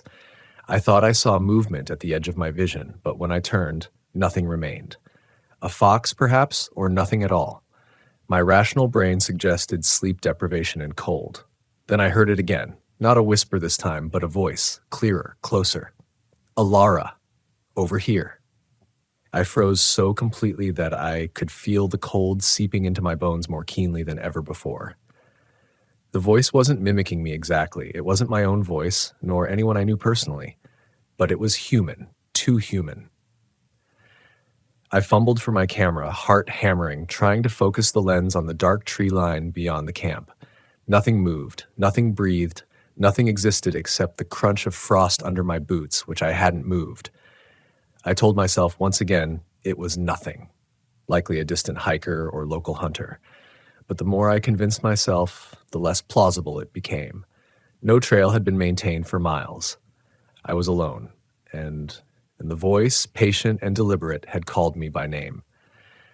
I set up a sensor trap at the edge of the camp, just beyond the thicket where movement would be detected.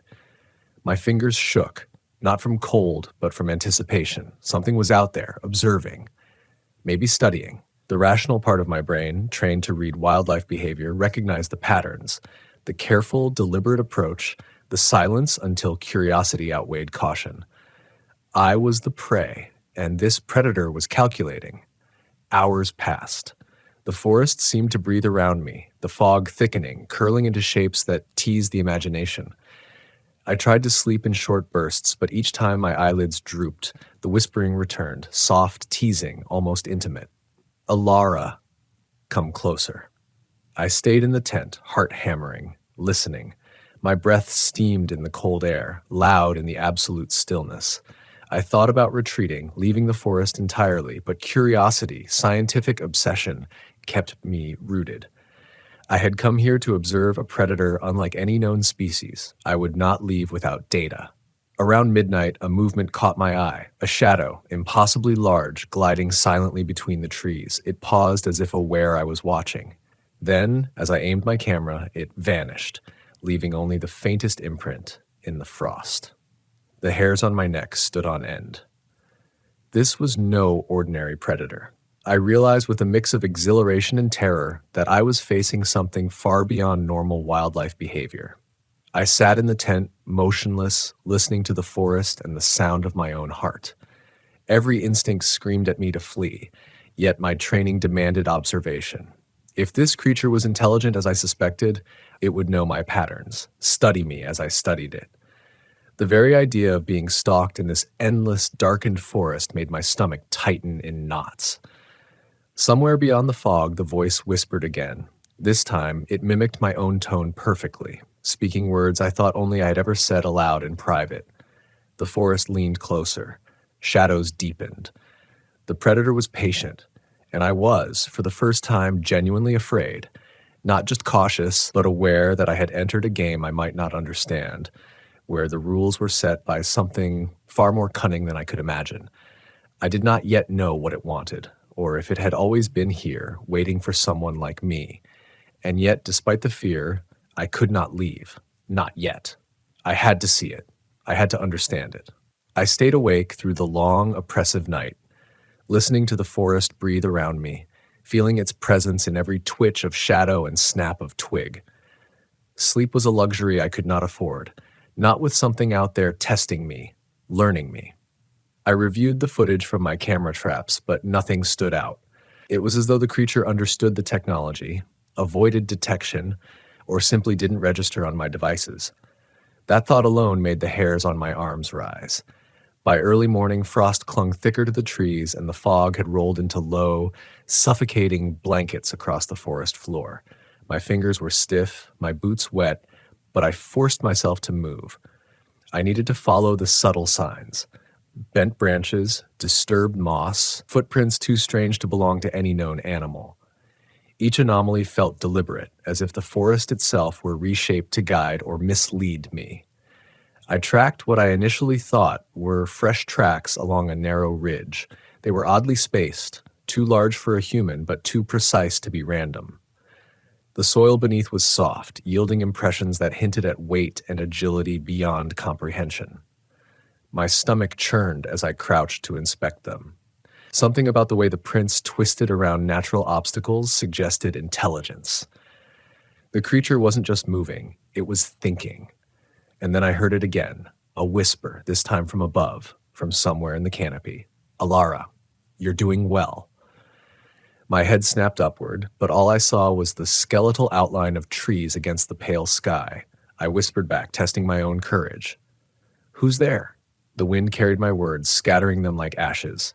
Silence, and then, faintly, almost tenderly, why are you here? I swallowed hard, trying to keep my voice steady. I study the forest, I study predators. I don't mean any harm. A pause, longer than felt natural, and then nothing. My rational mind raced. Nothing about this was rational. No known predator could mimic voices, could wait, could speak in tones meant to unsettle and seduce simultaneously. The forest seemed to stretch endlessly around me, each shadow darker, each fog swirl heavier as if pressing inward. I forced myself to continue tracking the prints. The ridge opened into a shallow hollow where the fog pooled thickly, almost tactile, muffling sound. My boots sank into the damp moss. I set up a motion sensor, hoping to catch anything at all.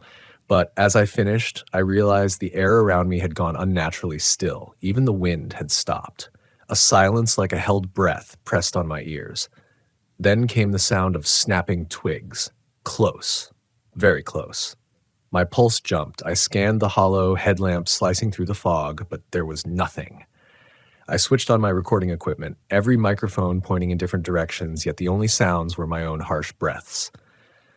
A soft chuckle floated through the trees. I froze. That sound, it wasn't human. Not exactly. It carried a resonance that was wrong, primal, yet deliberate. My instincts screamed to run, but my training forced stillness. In predator observation, you learn the importance of patience, of not startling the subject prematurely. My curiosity and caution warred violently within me. The chuckle came again, closer this time, and I caught a glimpse, a movement in the fog, too fast, too fluid, a shadow sliding between tree trunks, avoiding the frost, yet leaving tracks behind. It was impossibly large, and yet impossibly silent. I realized I was being studied. Every movement I made was anticipated. Panic bubbled beneath my skin. I tried to rationalize, to categorize some kind of large predator with adaptive intelligence. Maybe a mutated bear? No, too precise, too patient, too aware. It was something else entirely, something that defied conventional classification. Then it began to mimic me, my voice, my tone, my words.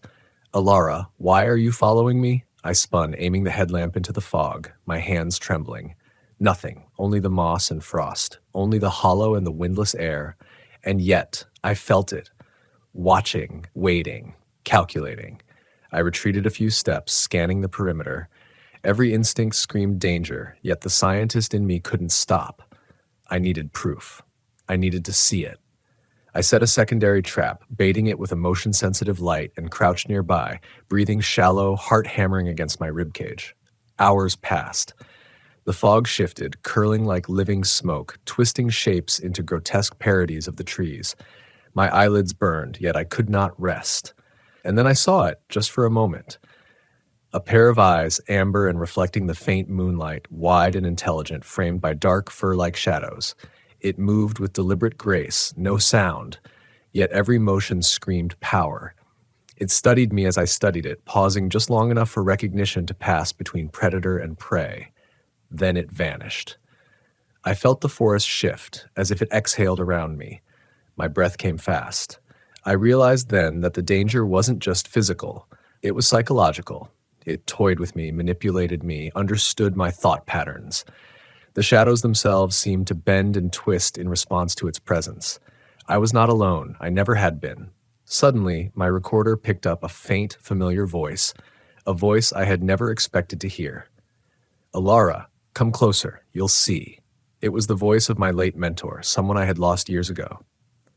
The air thickened. My stomach churned with revulsion and disbelief. I could feel the fog pressing against me, curling around my legs like serpents. My rational mind fought to assert itself. This was impossible. Dead voices cannot speak. But instinct screamed that this was a trap. I decided to move. Slow, deliberate steps backward toward my tent, trying to maintain the faint control I had left. Each footstep sounded unbearably loud in the unnatural stillness. The creature followed, silent, patient, unseen. I could feel it shaping the environment in a moving branches, manipulating fog, creating a labyrinth where none existed. As dawn broke, the fog began to thin. My exhaustion was overwhelming, but my fear was stronger. I packed my equipment quickly, trying to retrace my route back along the ridge. Yet the forest had changed. Landmarks I had memorized were gone, replaced by identical trees, identical hollows. The predator was ahead of me at every turn. Every instinct screamed that I had been lured deeper into its domain, and now escape required cunning, not courage. And then, just as I thought I had a chance, I saw it again, a silhouette moving effortlessly between trees. Larger than any bear, impossibly flexible, with a head shape I couldn't identify, eyes reflecting the morning light like molten gold. It paused, almost contemplative, and then let out a low, vibrating hum. Not quite a growl, not quite a word. The vibration rattled my bones. I realized something chilling. It knew I was afraid, and it could feel the fear. It was not hunting me blindly. It was analyzing me, adjusting to my reactions, orchestrating the hunt. I understood then that this forest was no longer mine to navigate. It belonged to something else entirely. And yet I survived that day. I found a narrow, forgotten logging path, following it blindly until I reached the edge of the denser forest. Sunlight, weak, pale, but sunlight nonetheless, hit my face. I stumbled into the clearing, lungs burning, heart racing. I glanced back once. The forest stood silent, empty. But I knew better. I knew the predator was still there, waiting, watching, patient as ever. It had studied me, learned from me, and the deeper I penetrated the forest, the more I understood the terrifying truth. I had only scratched the surface of its intelligence. The story was not over, not by a long shot. I didn't sleep that night. Not really. The memory of the forest, the creature's amber eyes, the mimicry of my mentor's voice lingered like smoke in my mind. Even when sunlight seeped weakly into my temporary camp, I felt its presence pressing at the edges of reality. I knew one thing with absolute certainty. I couldn't go back the same way I had come. The predator had studied me, learned my patterns, and it would exploit every mistake. By mid-morning, I began improvising. My experience as a field scientist had trained me to think quickly under stress, to make do with what was at hand. I gathered sticks and rocks to create noise traps, lines that would signal movement, and improvised barriers to slow whatever followed me. Each tool felt pitifully insignificant against something that seemed to manipulate the forest itself. The fog had returned, curling low over the frost-dusted moss. Every shadow seemed to move independently, twitching at angles that made my eyes question what was real. I could hear faint rustling, not constant, but deliberate, something assessing my progress, studying my choices. My rational mind tried to hold on to order, mark trees, follow clearings, stay aware of wind direction, but the forest felt like it had been rewritten while I slept. Landmarks were gone, replaced by identical hollows and blackened trunks. Then I heard the mimic again, a low, soft voice, perfectly replicating my own, whispering my thoughts. "Keep moving. You can do this." I stumbled backward, falling into a shallow ditch hidden by frost and moss. My hands scraped against stone and soil, blood mingling with dirt. The voice stopped. Silence pressed in like a physical weight. My heart pounded, but my training forced focus. The predator had stopped, waiting for my panic to rise. It was patient, calculating. I forced myself to rise, shaking, every muscle screaming from exhaustion. I had to think like it to survive. I couldn't run blindly. It would anticipate that. Instead, I began leaving false trails, footprints that curved back on themselves, broken branches leading nowhere, audio recorders playing pre-recorded human sounds from multiple directions. I was improvising, testing its intelligence, baiting it into revealing patterns. Hours passed. Each step was a calculation. The forest around me seemed alive, almost sentient, shifting subtly with every movement. Then came the unmistakable sound, a branch cracking, not in the distance, but directly behind me. I spun, flashlight piercing the fog, and caught a glimpse of movement. Tall, impossibly broad, yet gliding as silently as smoke. Its eyes glowed amber again, assessing me like a scientist studying an unfamiliar species. I raised a flare I had packed for emergencies. The bright red light pierced the fog, casting long, warped shadows. The creature recoiled slightly, but not with fear, curiosity, maybe irritation. It shifted silently, slipping behind the fog, circling. Every instinct screamed that it could anticipate my movements. I had to act, and quickly. I grabbed my emergency rope and tied it between two trees, a crude snare, positioning it so the flare light would reveal any approach. Then I crouched behind a moss-covered boulder, breath held, pulse raging. The fog thickened, curling into strange shapes that seemed to mimic my movements. And then it spoke again, not mimicking anyone, not whispering, but a low, guttural hum that resonated through the ground. I realized something terrifying. It could communicate without words, using vibrations, pressure, and possibly even sound manipulation. This wasn't merely a predator. It was a strategist. It understood fear and patience as tools. It had been orchestrating the hunt from the beginning. I took a calculated risk. I let out a shout, not my own, but a recording of human voices I had prepared earlier. I tossed it into a dense copse of trees, hoping to distract it. The fog shifted violently, as though the forest exhaled, and then silence. My heart thudded violently. I waited. Nothing moved. And then a whisper. Right beside me. Not a repetition, not a recording. It was Liv. My own voice, word for word, speaking my next thought. Stay, calm, move. I staggered backward, almost tripping over roots. The creature had anticipated even my improvisation. My mind raced. I could not face it head on. It was too powerful, too intelligent. My survival depended on deception and subtlety. I began to mimic its movements, ducking, circling, letting the shadows and fog obscure my position. Every instinct of a field scientist, every survival tactic drilled into me was tested to its limits. Hours passed in a tense, silent ballet of predator and prey. I could feel its presence close, every brush of wind or shift in fog signaling it was near. My hands were raw from gripping rocks and sticks. My lungs burned from shallow breaths, but I couldn't stop. I had to stay unpredictable, to outthink something that seemed to understand thought itself. Then I saw it clearly, emerging from the fog into a small clearing. Towering, with limbs that bent at unnatural angles, head tilting as though observing me. Its eyes locked onto mine. And in that moment I understood. This encounter wasn't about killing or being killed. It was a test. Intelligence against intelligence. Patience against patience. I did the only thing I could think of. I ran. Not blindly, but weaving, doubling back, leaving markers of my presence in the opposite direction, forcing it to misinterpret my path. The creature moved with uncanny speed, slipping between trees effortlessly. I felt the weight of its gaze even as I put distance between us. My lungs screamed, legs burned, but every step was measured, every misstep intentional. By late afternoon, I stumbled upon the remnants of a logging shack. It was dilapidated, half collapsed, and smelled of rotting wood and mildew, but it offered cover. I barricaded the entrance as best I could, piling debris against the doorway and covering gaps with branches and moss. My body shook from exhaustion, my mind teetered on the edge of panic and hyperfocus. I could hear nothing for a moment. Then, just beyond the walls, I heard it, the low hum vibrating through the wood itself. It was patient, waiting, calculating. I realized then that I had survived, for now.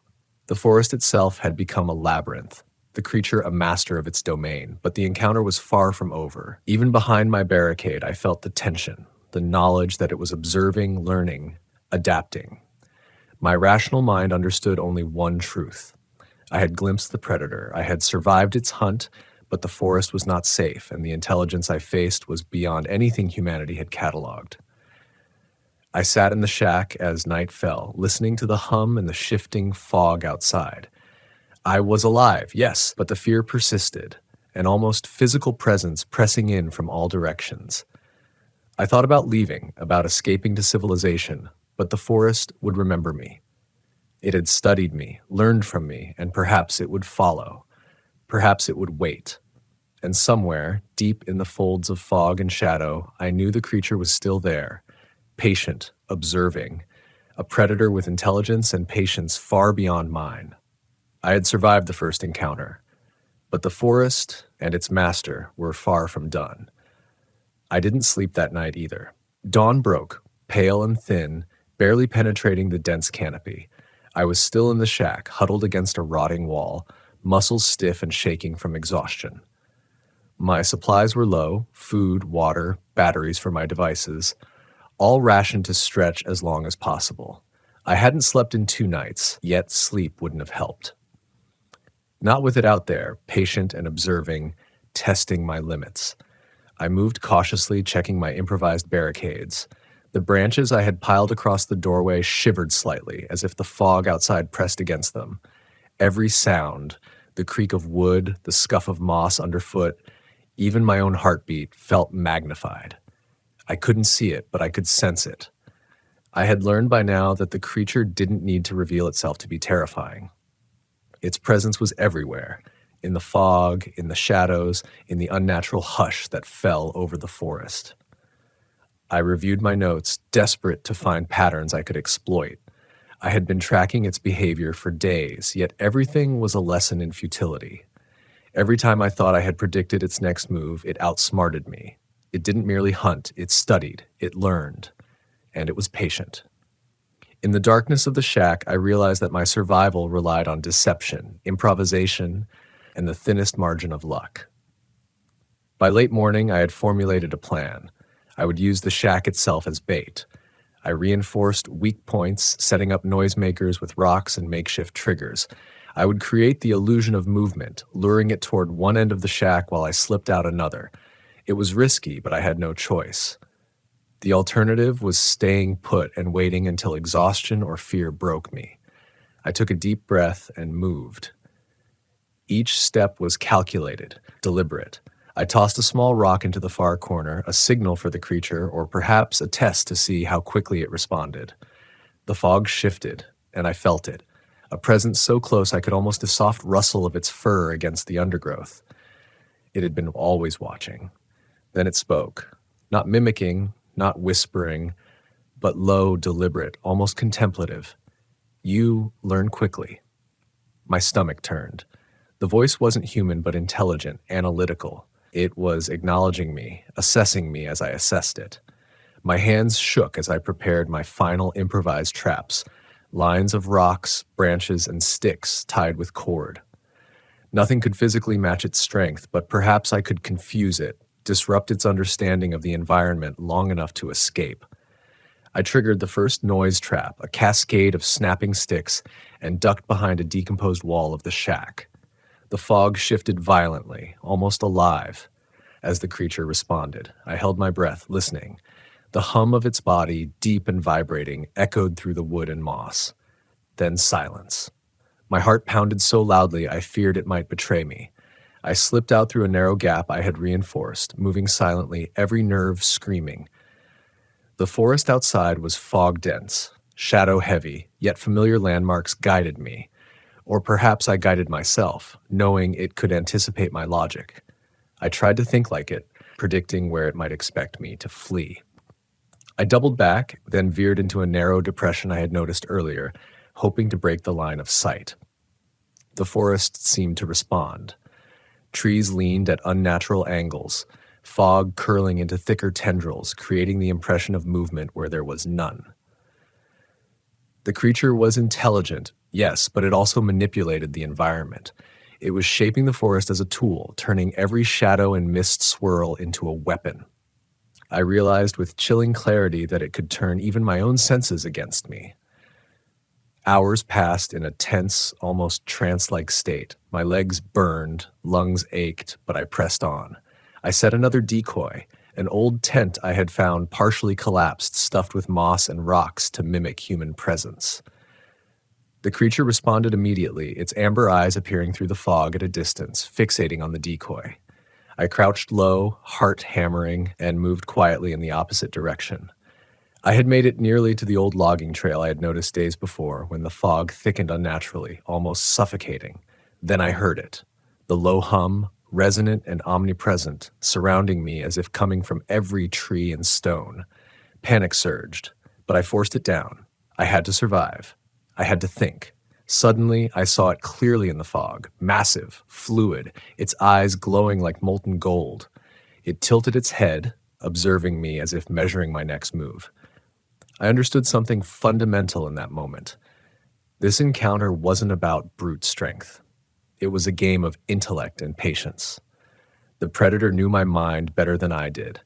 It could anticipate my choices, manipulate my fear, and turn every instinct against me. I triggered my final distraction, a series of rocks and branches cascading down a small slope. The creature lunged, not at me, but at the false signal. I didn't wait to see if it fell for it completely. I ran, slipping into a narrow, half-hidden gully that I had memorized in my notes. The forest seemed to close in around me, but I pressed forward, ignoring the biting cold and fatigue. By dusk, I stumbled onto the edge of a long-abandoned logging road. The sight of it, a straight, recognizable path, filled me with a mix of relief and dread. I was alive, yes, but I had survived only by stretching every ounce of skill, every bit of cunning, and an almost desperate intuition. I paused, leaning against a tree, gasping for breath. Behind me, the forest remained still, eerily silent. I dared to glance back. The fog lingered, thick and unnatural, curling around tree trunks. No eyes glowed, no shapes shifted. But I knew it was there. Patient. Watching. Waiting. Even as I descended the logging trail toward civilization, my mind refused to release the image of its amber eyes, its quiet intelligence, and the way the forest had bent to its will. The experience had changed me.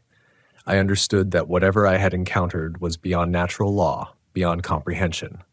I survived, yes, but the knowledge that it remained, somewhere unseen waiting, was a weight I would carry forever. I left the forest with enough evidence to satisfy myself: broken branches, disturbed moss, subtle depressions in the earth, and recordings of sounds I could not identify. But I knew it wasn't enough. The predator had not been captured, studied, or contained. It remained patient and intelligent, shaping the forest and watching, perhaps ready for the next unwary traveler, the next human who might stumble into its domain. I will return someday. Not to hunt, not to confront, but to observe. To understand, if I can. But I will never forget the cold precision of those amber eyes, the patient intelligence, and the way it manipulated everything I thought I understood about the forest and myself. It is still out there, and it waits. Days passed since I emerged from the forest, but I was never truly free. Civilization felt alien. The hum of engines, the chatter of people, even the smell of cooked food struck me as overwhelming after the oppressive silence of the woods. Yet no comfort could erase what I had seen, what I had felt. My body had survived, but my mind carried every shadow, every whisper, every calculated movement of the predator. I returned to my lab, reviewing the recordings, the images, the subtle distortions in the moss and branches I had documented. Nothing in scientific literature could account for what I experienced. Nothing could explain the intelligence, the patience, the subtle psychological manipulations. Yet I knew the forest had not released its secret. It had only observed, cataloged, and waited for me to leave before resuming its eternal vigilance. Night after night, I dreamt of the amber eyes. They floated at the edge of my vision, sometimes in the fog, sometimes behind the glass of my lab window, always patient, always calculating.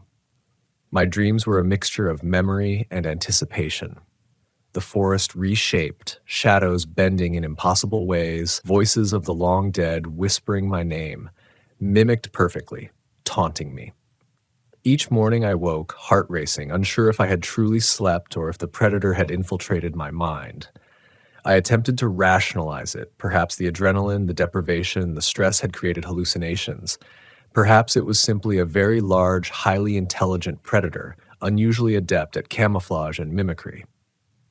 Yet I could not shake the certainty that intelligence of this kind, this deliberate, calculated, almost human awareness, was not something I had ever encountered. It was something older, something patient, something that could study, understand, and manipulate humans as easily as we manipulated the environment. Even in daylight, I felt its presence. On the phone, I thought I heard its hum in the background. On the train into town, I glimpsed shadows that shifted unnaturally at the edge of my vision. And sometimes late at night, I would hear my own voice calling my name from empty corners of my apartment. It had entered my memory, my perception, my very mind. I considered returning to the forest to document and observe, but fear tempered my curiosity. The creature was no longer just a forest predator. It had become a specter in my consciousness, a reminder that survival had been tenuous and dependent entirely on improvisation, intuition, and luck. And luck, I realized, was finite. The forest and its master were patient. They would wait, and they would strike again when the time was right. I began carrying equipment with me at all times: audio recorders, small cameras, motion sensors. I needed to document anomalies, prepare for another encounter, and yet each device felt simultaneously essential and futile. I had learned that intelligence like this could outthink technology, predict my moves, and exploit every weakness. I could never be truly safe. Weeks later, I received a photograph from a colleague in the region. It was taken near the edge of the same forest I had exited. The image was grainy, the outline of something massive in the trees barely visible. My stomach sank as I recognized the shape, the posture, the eyes that seemed to glow even in the dim light. It was the same creature, or one like it. It had not been confined to a legend. It had not been contained. It waited. I realized then that I had become an unwitting ambassador for something beyond comprehension. I had survived to tell the story, but survival was not victory.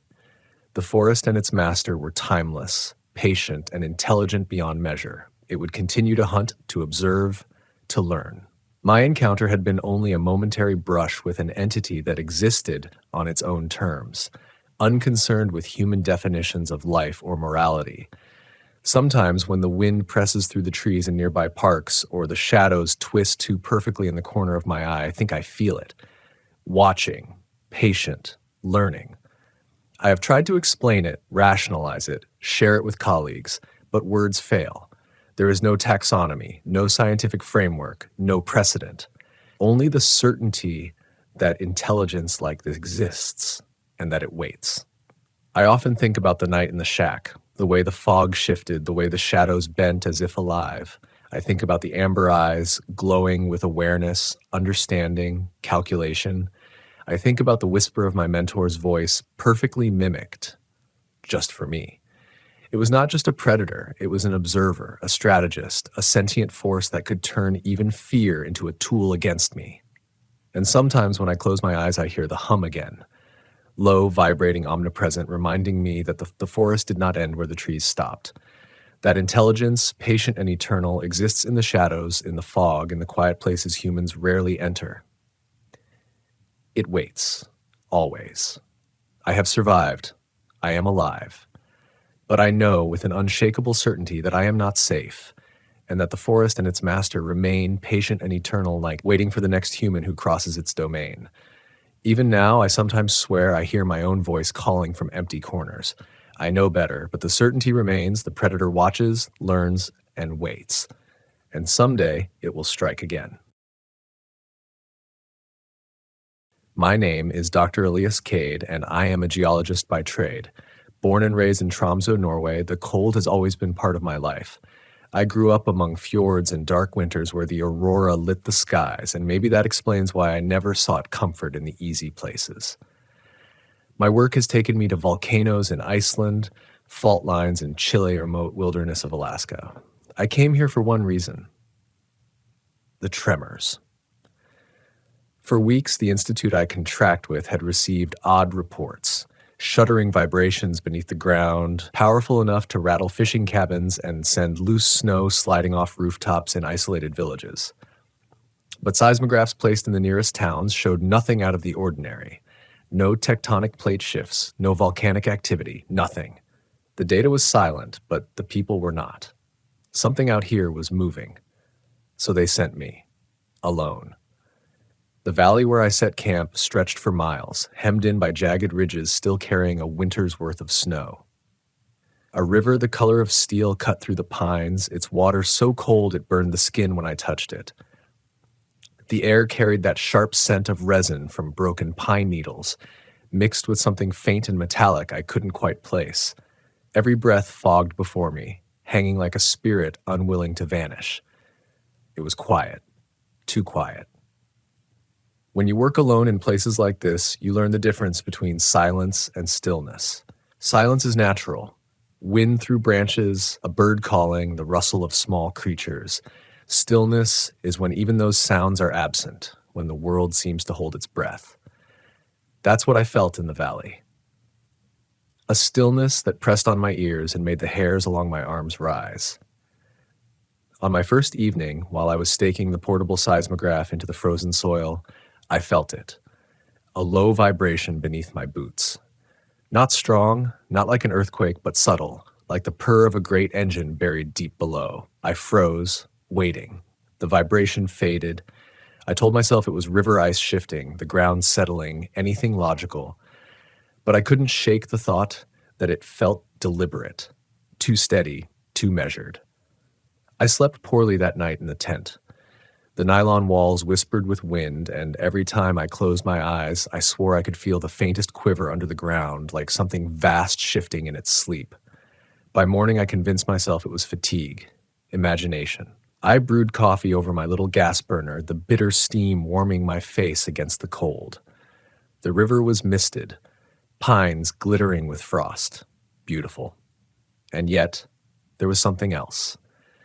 While logging rock samples near a granite outcrop, I found deep fissures carved into the soil, long grooves that looked almost like claw marks, though they were too wide, too deep for any bear. They ran in parallel lines, disappearing into the tree line. I crouched beside them, touching the edges.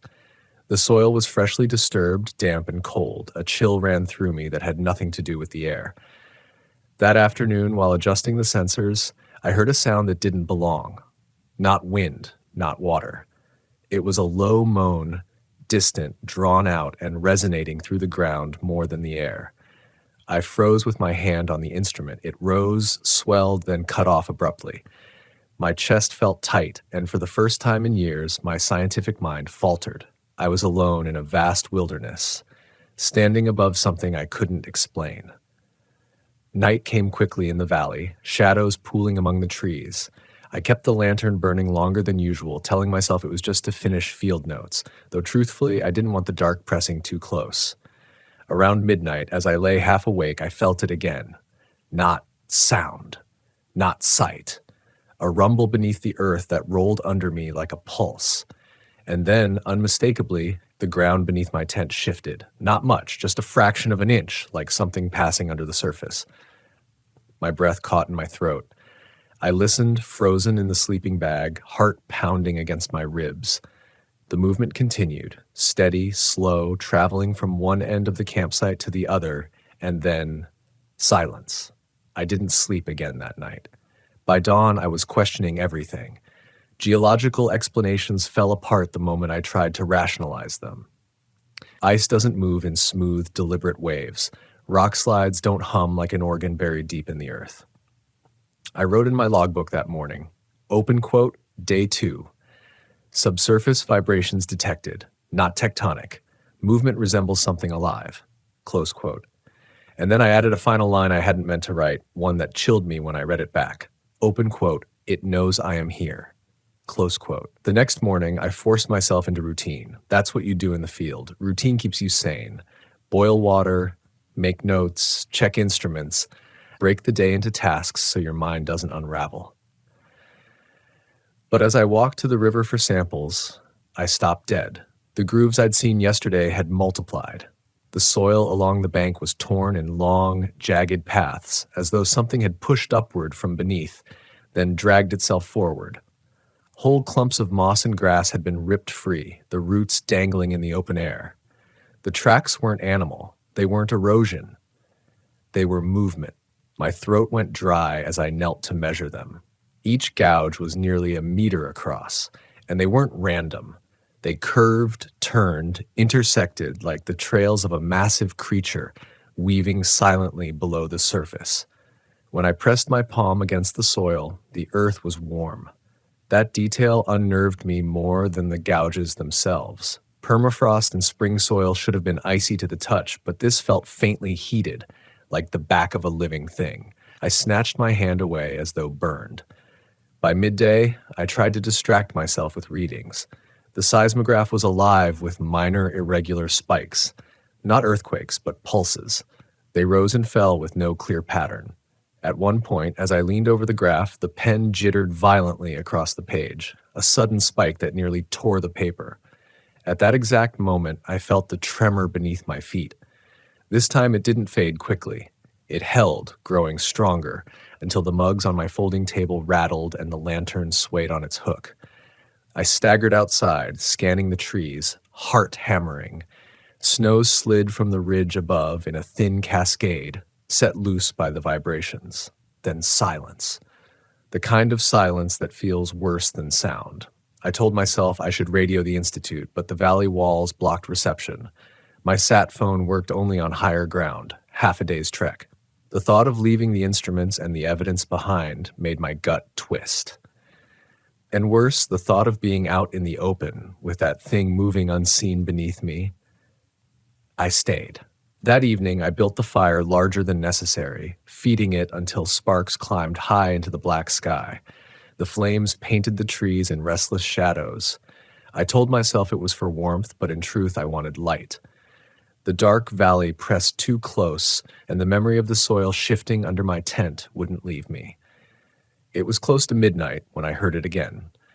A low groaning rising from the ground itself. Not animal, not mechanical. It vibrated through the air like a massive bow dragging across the strings of the earth. I sat up, clutching the flashlight, every nerve on fire. The ground quivered. My lantern rattled against its hook. And then, with a violence that sent me sprawling, the earth just outside the fire pit bulged upward. Soil cracked. Stones rolled aside. My breath hitched as a mound rose like something pressing from below, straining against the thin crust of the surface. The firelight danced over the moving earth, shadows flickering as if trying to shape the thing beneath. I didn't move. Couldn't. The mound swelled higher, a low shuddering pulse throbbing from within it, until suddenly it stopped. The soil sank back, leaving only a jagged rent in the earth. Smoke curled from the crack, faint but acrid, carrying that same metallic tang I'd noticed before. The silence afterward was suffocating. I must have sat there for hours, flashlight clutched so hard my knuckles ached. The fire dwindled to embers, and still I didn't move. Finally, as dawn bled pale light into the valley, I wrote in my logbook with a shaking hand. Open quote, Day 3, it surfaced. Briefly, something vast beneath the earth. Intelligent, testing, watching. Close quote. The last words smeared as my hand trembled. All day I tried to convince myself to leave, pack up the instruments, hike out, report what I'd seen. But every time I imagined turning my back on the valley, I felt a weight press against me, as though the ground itself would rise to block my path. And in truth, something deeper kept me here. Curiosity, fear, yes, but also the pull of discovery. If what I felt, what I saw, was real, then I was standing above a phenomenon unknown to science, something alive beneath the bedrock of Alaska. That night, I left the lantern burning and lay awake, listening. Sometime past midnight, I heard a new sound, a dragging, scraping noise, as though something massive was sliding against rock far below. It grew louder, closer, until I swore I could hear it circling my camp in wide arcs. The soil trembled with each pass. I held my breath, every muscle rigid. Then, in the deepest dark before dawn, the ground directly beneath my tent stirred. Slowly, carefully, as though something was rising just to feel the shape of me. I pressed both hands against the cold nylon floor, feeling the soil pulse beneath. It was aware of me. And it was waiting. By morning, my nerves were shot. My hands trembled so badly, I spilled half the coffee grounds into the fire pit, sending up a bitter black smoke that stung my eyes. I told myself I had imagined the circling, that fatigue had conjured it in the restless hours of night. But the ground told another story. I walked the perimeter of my camp and stopped cold. The soil was broken in a ring around the tent, as though something had traced me in the dark. Long arcs, perfectly circular, the gouges so deep I could slide my hand into them. Pine roots jutted out, torn and splintered where the ground had been pushed aside. Whatever was beneath me wasn't wandering. It was studying. For hours, I fought with myself. Logic screamed that I should leave, that no discovery, no anomaly was worth my life. But science is a cruel addiction. The moment I considered hiking out, my eyes drifted to the instruments, the seismograph covered in fresh lines of jagged data, the soil samples, the half-filled logbook. If I abandoned this, the truth of it would vanish with me, and maybe no one would ever believe it had been here. By midday, I set the geophones deeper into the soil, spacing them out in a rough grid to track the vibrations. Kneeling in the dirt, hammering the spikes in, I felt the ground pulse twice beneath me. 2 long, measured beats, like the heartbeat of the earth. I froze, breath fogging in the chill air. The geophone needle leapt violently across the graph. The pulse came again, closer this time. And then the soil 6 meters away burst upward. I staggered back, heart slamming, as dirt sprayed into the air and a fissure ripped open with a sound like tearing metal. Chunks of earth flew, and in that instant I glimpsed something moving in the dark beneath. Too fast, too vast for me to comprehend, but enough to know it was no trick of geology. A ripple, a shadow, scales or stone, gone before my brain could name it. The ground sealed itself with a thud that knocked me off my feet. Silence swallowed the valley once more, broken only by my own ragged breathing. I sat there in the dirt, staring at the fissure until my mind caught up with what my eyes had seen. My chest tightened, and for the first time, a word broke through my denial. Predator. It wasn't curious anymore. It was testing boundaries. That night, I kept the fire raging until sparks drifted high into the black canopy. I sat with the sat phone in my lap, staring at it, knowing I'd get no signal. My mind gnawed at me. Should I try for the ridge? Abandon the equipment? The samples? Every answer led back to the same truth. I would have to cross open ground, and the thing below would feel every step. Sleep didn't come. My body flinched at every shift of the earth, every snap of wood in the fire. Around 3 a.m, exhaustion pulled me under despite myself. That's when it struck. I woke to the sound of splintering wood.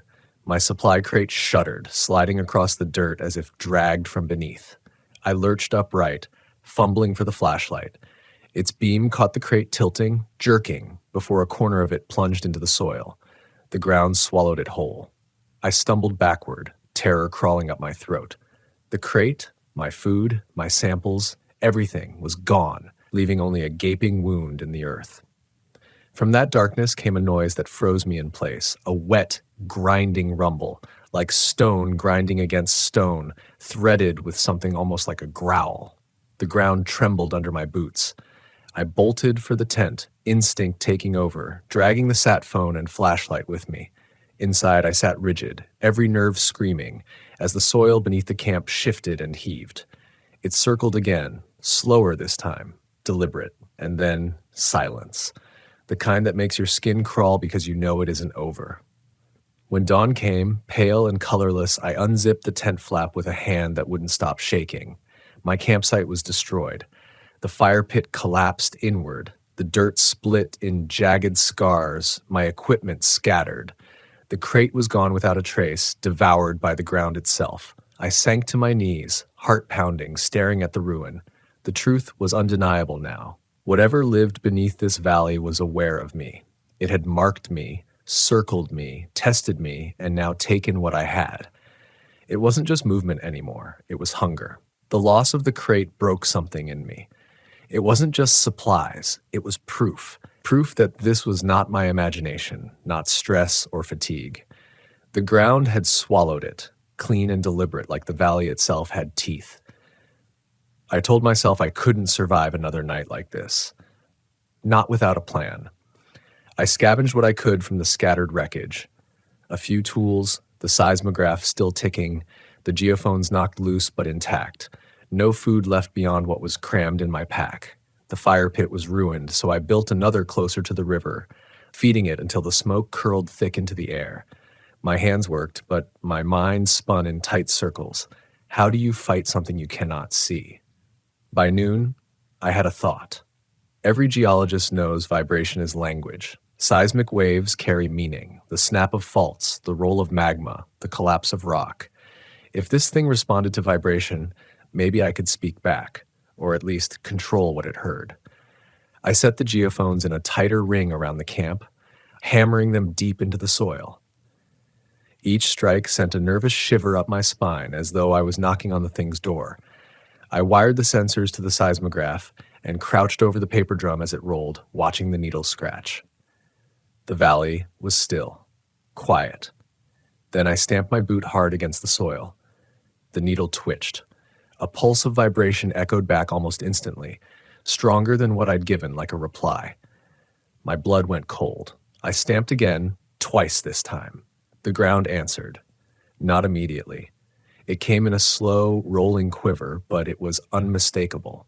I was not imagining it. There was intelligence beneath me, or something close enough to it. The realization nearly sent me running, but my body held firm, pinned between terror and awe. My entire career, every expedition, had been about chasing what lay hidden under the earth. And now I was the one discovered. The seismograph jolted suddenly, the needle thrashing.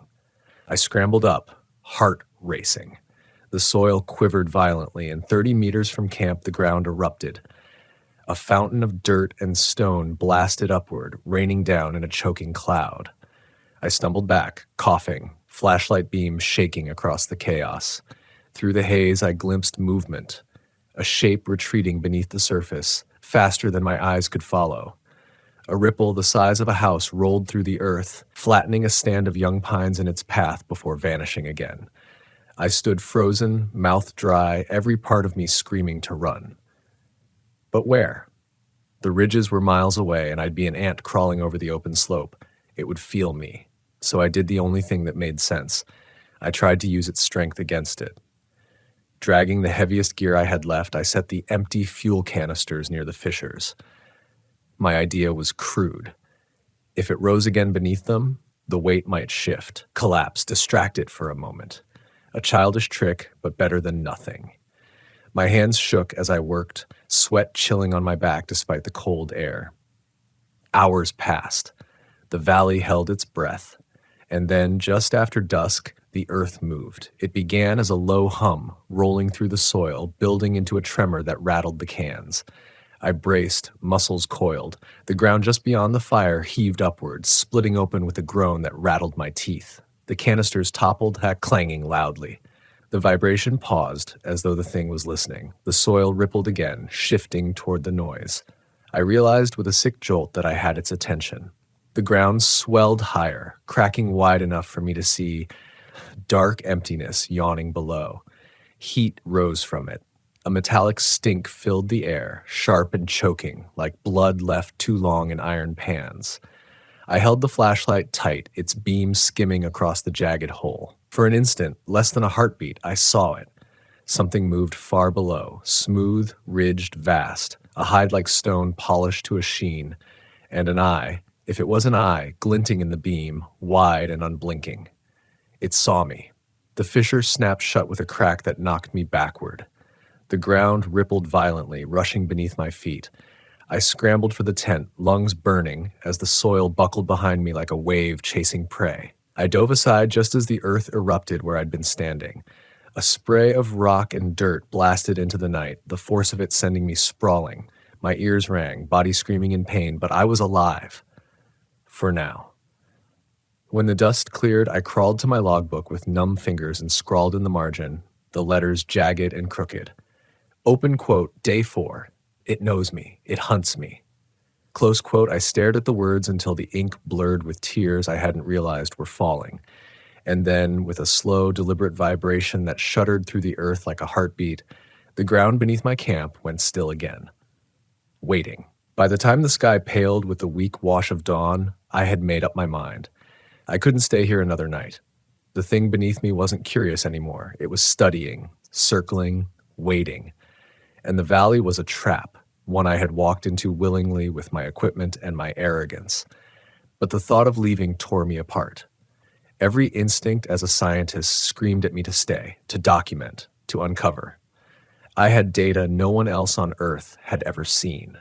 I had felt the ground breathe, seen its skin, looked into its eye. If I left now, the mystery would vanish back beneath the earth unrecorded, possibly forever, and yet survival shouted louder. I packed what I could into my rucksack, sat phone, notebooks, flashlight, a single remaining canteen. The rest I left scattered in the ruins of the camp. The geophones ticked uselessly on the graph drum, still scribbling faint tremors. They could stay. The ridges were 10 miles north. If I moved carefully, stayed near the rocky ground where the soil was thinner, maybe I could reach them before nightfall. The creature hunted by vibration, I would need to step lightly, avoid running unless I had no choice. I doused the fire, heart hammering at the hiss of steam. Every sound felt like a beacon. Then I slung the pack over my shoulders, tightened the straps until they cut into my chest, and began to walk. The valley was vast, silent, endless. Pines closed in tight, their trunks dark with sap, the ground soft with moss that muffled my steps. For hours I heard nothing but the rasp of my own breath and the crunch of boots on frost. Then the soil trembled. A faint quiver at first, almost like wind shifting through the trees. I froze, every muscle taut. The quiver grew into a steady hum, rolling beneath me, moving closer. It knew I was leaving. I pushed forward, forcing myself to keep the stride even, not too fast, not too slow. The ground hummed louder. My knees shook with the effort to keep steady. Behind me, I heard it, the groan of earth tearing open. I turned and saw the trees collapsing in a line, snapping like matchsticks as the soil buckled beneath them. A ripple moved through the ground, straight toward me. I ran. The valley shook violently as I sprinted, dodging between pines, lungs burning with icy air.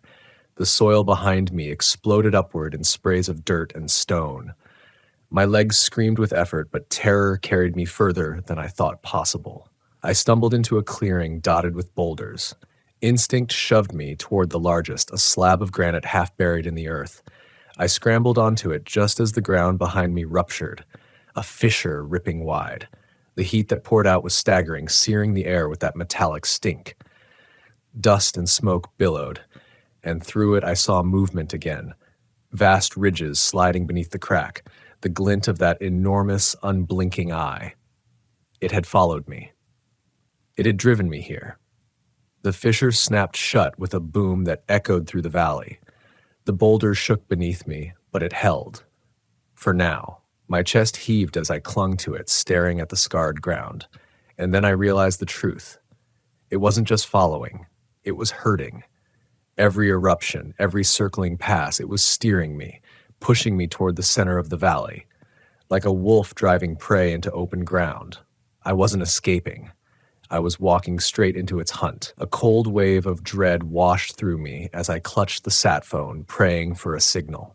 Nothing. Just the dead silence of the screen. I was utterly alone. Beneath the rock, the earth quivered again. Slow, deliberate. It was waiting for me to step down.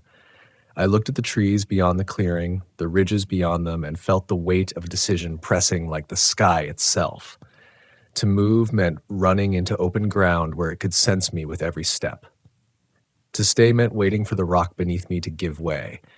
Either way, I was marked. I sat there as the light drained from the valley, writing in the logbook by flashlight with a trembling hand. Open quote. Day 5.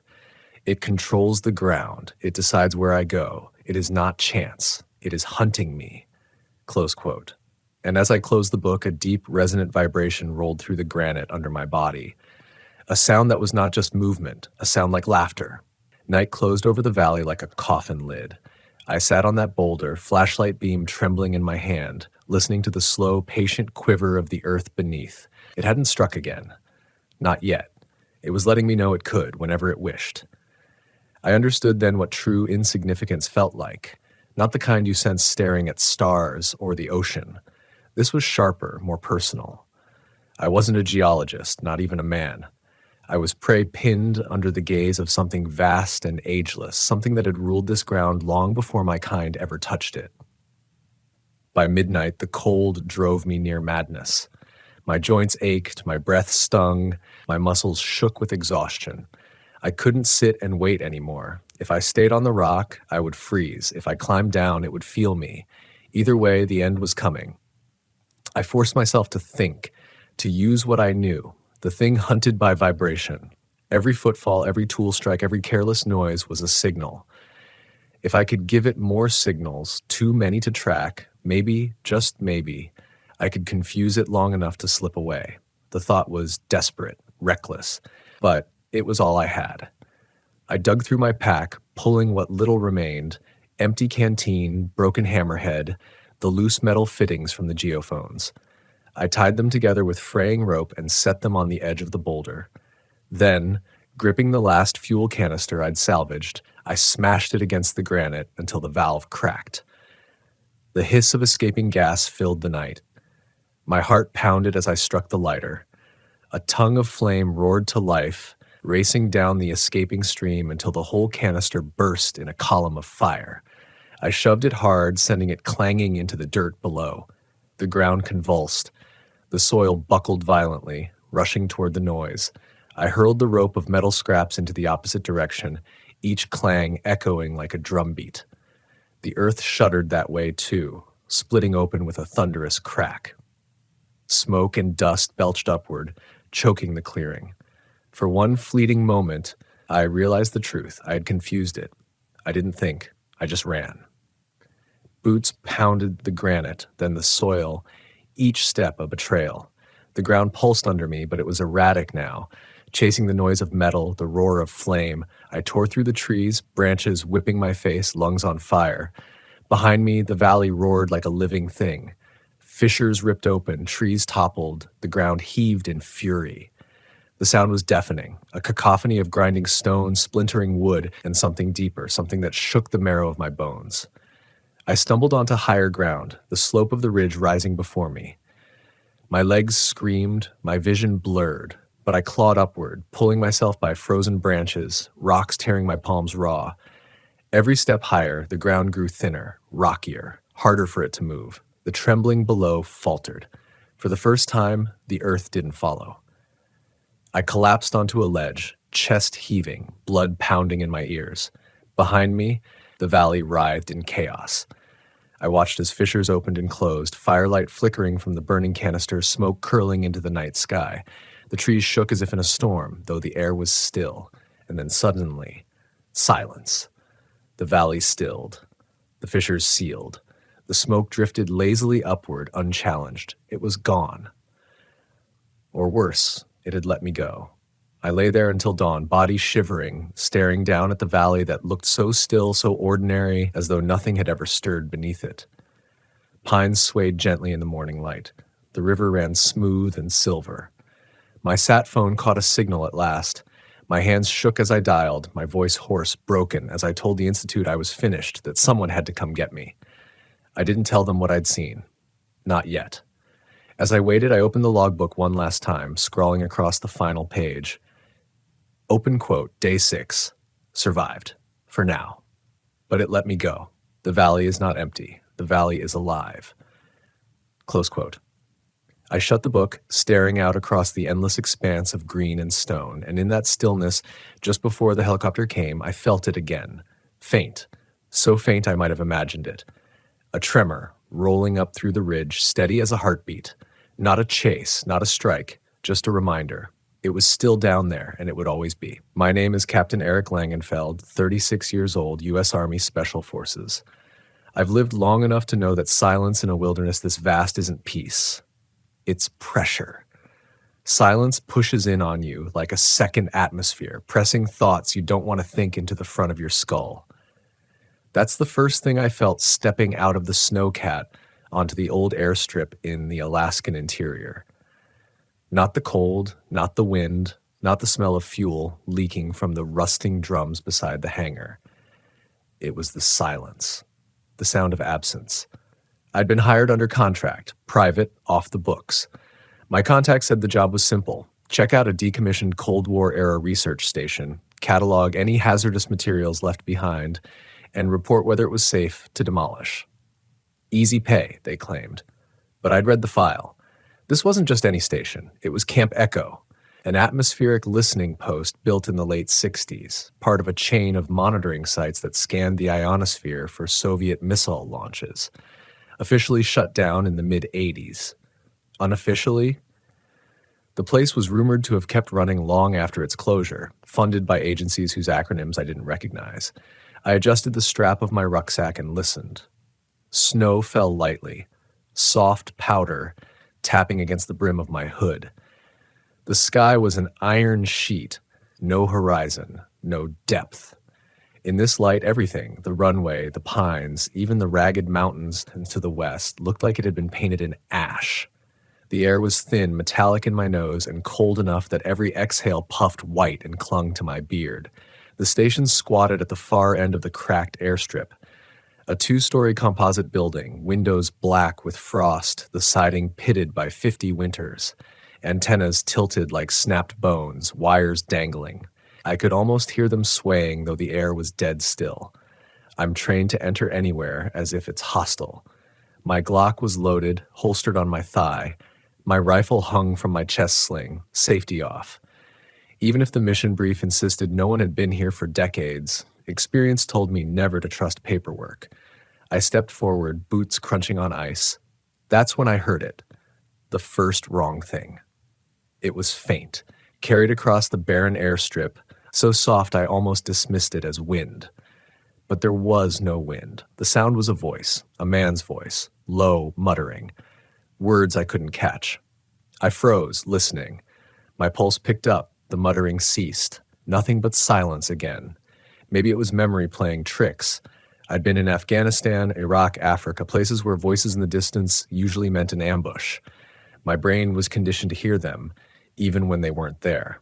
That's what I told myself, but the hairs on the back of my neck didn't buy it.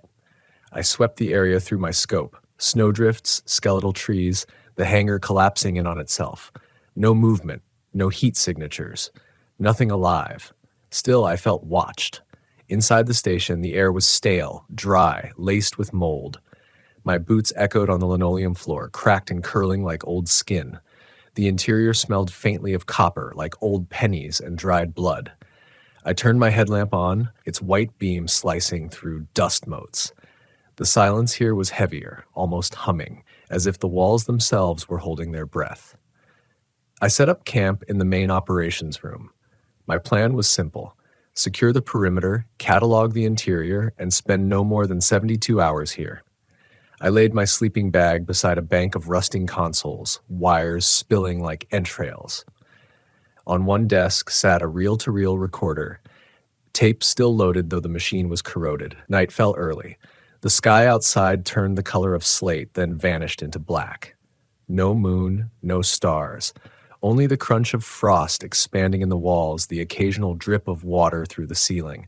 I forced myself to eat an MRE, chewing tasteless beef stew until it was gone. That was when I heard it again, a voice. This time clear. It came from down the hall. A man speaking German, my mother tongue. The words were ragged, like someone repeating them through broken teeth. Komm zurück, komm zurück. Come back, come back. My chest tightened. No one knew I was German except the contractor who hired me. No one. I raised my rifle and advanced. Each step down that hall was louder than gunfire in my ears. The beam of my headlamp jittered on peeling walls, doors hanging loose on hinges. The voice repeated, closer now, almost pleading, Komm zurück.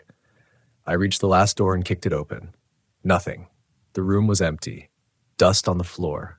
My light caught an overturned chair, a file cabinet tipped on its side. But there, pressed faintly into the dust, was a footprint. Not mine. Barefoot. Human. Fresh. I felt sweat break under my parka despite the cold. My training screamed at me, control breathing, regulate panic, stay rational. But there's no manual for this, no drill for hearing your own language whispered in an abandoned station thousands of miles from home. I backed out, guns sweeping the shadows. My breath echoed loud in my ears. I returned to the ops room and locked the door behind me, though I knew a lock meant nothing against whatever I was dealing with. When I finally lay in my bag, sleep didn't come. Every time I closed my eyes, I heard the whisper again, closer, threaded through the silence. Komm zurück. And beneath it, fainter still, a second voice. My own. I didn't sleep that night. I kept my hand on the pistol grip of my rifle, my ears straining for the faintest sound over the oppressive silence. In combat zones, I'd learned to trust sleep in short bursts, 30 minutes, sometimes less, always knowing that someone else was watching. But here, I was alone, and every time my eyes drifted shut, the whisper came back. Sometimes in German, sometimes in English. Once, I swear, I heard my father's voice, dead since I was 19, calling me by my childhood nickname. By morning, the world outside was white, thick snow erasing the tracks I'd left the day before. I unbarred the operations room door, rifle up, scanning the corridor. No footprints remained where I'd seen the barefoot impression, only dust undisturbed. Rational explanations are the first weapon against panic. I repeated them to myself as I moved. Auditory hallucination, triggered by fatigue, visual misinterpretation of shadows, suggestibility in isolation. The human brain is a treacherous ally in silence. It invents noise, invents company. That's what I told myself. That's what I needed to believe. But when I re-entered the hallway, I found something new. The chair I'd seen overturned the night before was upright now, perfectly centered under the table. I scanned the room, rifle pressed tight into my shoulder. My breath fogged the air. Nothing moved, nothing breathed. Yet the message was clear. Something wanted me to know I wasn't alone. I forced myself to continue my survey. The station had 3 main wings: operations, barracks, and a subterranean generator hall. The deeper I went, the heavier the air became, like the pressure before a storm. In the barracks, bunks were stripped bare, mattresses rotting with mildew. On one wall, someone had scrawled with a marker, "Echo knows you." I stopped, heart pounding. The letters were thick, jagged, as if written in haste. I touched the ink. It flaked beneath my gloves. Not decades old, maybe years. That was when I heard the footsteps, heavy, deliberate, pacing above me in the operations room. I froze, listening. The cadence was wrong, not exploration, not random shifting. It was a soldier's walk, measured, controlled, the way you move when you know exactly where you are. I moved quickly, low, sweeping corners until I reached the stairwell. My rifle tracked upward. "Who's there?" I barked. My voice ricocheted through the stairwell, flat and lifeless against the walls. The footsteps stopped. Then after a pause came a reply. It was my voice, my exact voice from upstairs. It said calm, steady, like I was speaking to a recruit. "You're not supposed to be here, Captain." I felt my chest seize. Adrenaline surged into my muscles, every nerve wired. I had heard my own voice shouted back at me in echoing valleys, recorded on radios, distorted by bad comms. But this wasn't distortion. This was perfect, identical. I gripped the railing, heart hammering. "Show yourself." No answer. I ascended slowly, barrel sweeping. The ops room door stood open, though I knew I'd locked it. Inside, my gear was exactly as I'd left it. Sleeping bag unzipped, MRE wrapper on the console. Except one thing. The reel-to-reel recorder on the desk was spinning. The reels turned slowly, dragging ancient tape across the playback head. No electricity in this building, no working generator. And yet the machine hummed, mechanical, alive. From its speaker came a whisper. Faint, but clear. My mother's voice this time, soft and warm as I remembered it from childhood. "Komm zurück, Eric. Komm zurück." I staggered back, rifle lowering in spite of myself. My hands shook. I had heard her say those exact words when I was 17, boarding the train that would take me to my first military deployment. She had cried, held my hand through the window, begged me to come back alive. I had promised her. She never lived to see me return. The sound of her voice now in this place was impossible. I fired 3 rounds into the recorder. The machine jumped, sparks spitting from its casing, reels locking mid-spin. Silence fell, heavier than before. The smell of burned plastic filled the air. I dropped into a crouch, forcing my breathing to steady. I scanned corners, doorways, every shadow. My training screamed for me to control the tempo, not let the unknown dictate the pace. But the unknown had already set the rhythm, and I was dancing to it. I gathered my gear. This place wasn't a safe outpost anymore. It was an arena. If I stayed in one place, I'd lose. I needed to move, keep unpredictable, deny whatever intelligence was here the chance to box me in. I descended into the generator hall, boots clanging against the grated stairs. The air grew warmer, almost humid, the stink of rust and stagnant water clinging to my throat. My headlamp beam slid across massive turbines, corroded and silent. Pools of black water collected on the floor, their surfaces trembling as though something beneath them shifted. That's when the whispers began again. Dozens of voices this time. Not just mine, not just my family. Men I'd served with, brothers lost in firefights, gone to IEDs, vanished in dust storms. They called my name, called for help, begged me not to leave them. I stumbled back, ears ringing. My headlamp beam jittered across the hall, catching faces in the dark, faces half-formed like mist given shape. They flickered in and out, their mouths moving with the voices, and then they all stopped. Silence. The pool at my feet rippled, concentric circles spreading outward. I raised my rifle. My hands were slick with sweat inside my gloves. Something moved beneath the surface, slow, deliberate. Then, breaking the silence like a gunshot, my own voice rose from the water itself. Deep, resonant, gurgling. You won't leave this place. The voice rose from the pool again, bubbling up like something drowning but refusing to sink. My voice, distorted, commanding. You won't leave this place, Captain. I backed away, rifle aimed at the trembling water. The black surface bulged as if something beneath it was pressing upward, testing the membrane between worlds. My finger tightened on the trigger, discipline holding me back from spraying rounds into a reflection. Identify yourself. I barked, throat raw. It was absurd, shouting protocol into an underground chamber where water talked. But instinct doesn't ask permission. The reply came instantly, my own tone mirrored perfectly. Identify yourself. My head snapped back and forth, mic searching corners. No enemy, no target, just turbines like rusted monuments and the pool of water quivering at my boots. I fired. 3 controlled bursts into the black. Water exploded upward, drenching me in icy spray. For a moment, silence. My chest heaved, rifle smoking in the cold air. Then laughter. Not one voice, dozens, all mine. A chorus rising from the chamber, bouncing from walls, pouring from the very water I'd shot into. They overlapped, cascaded, mocking me with the sound of my own throat. I slammed my fist against my helmet, trying to drown it out. It only grew louder, spilling into my skull like floodwater. I stumbled backward, nearly slipping on the grate. And then, just as suddenly, it stopped.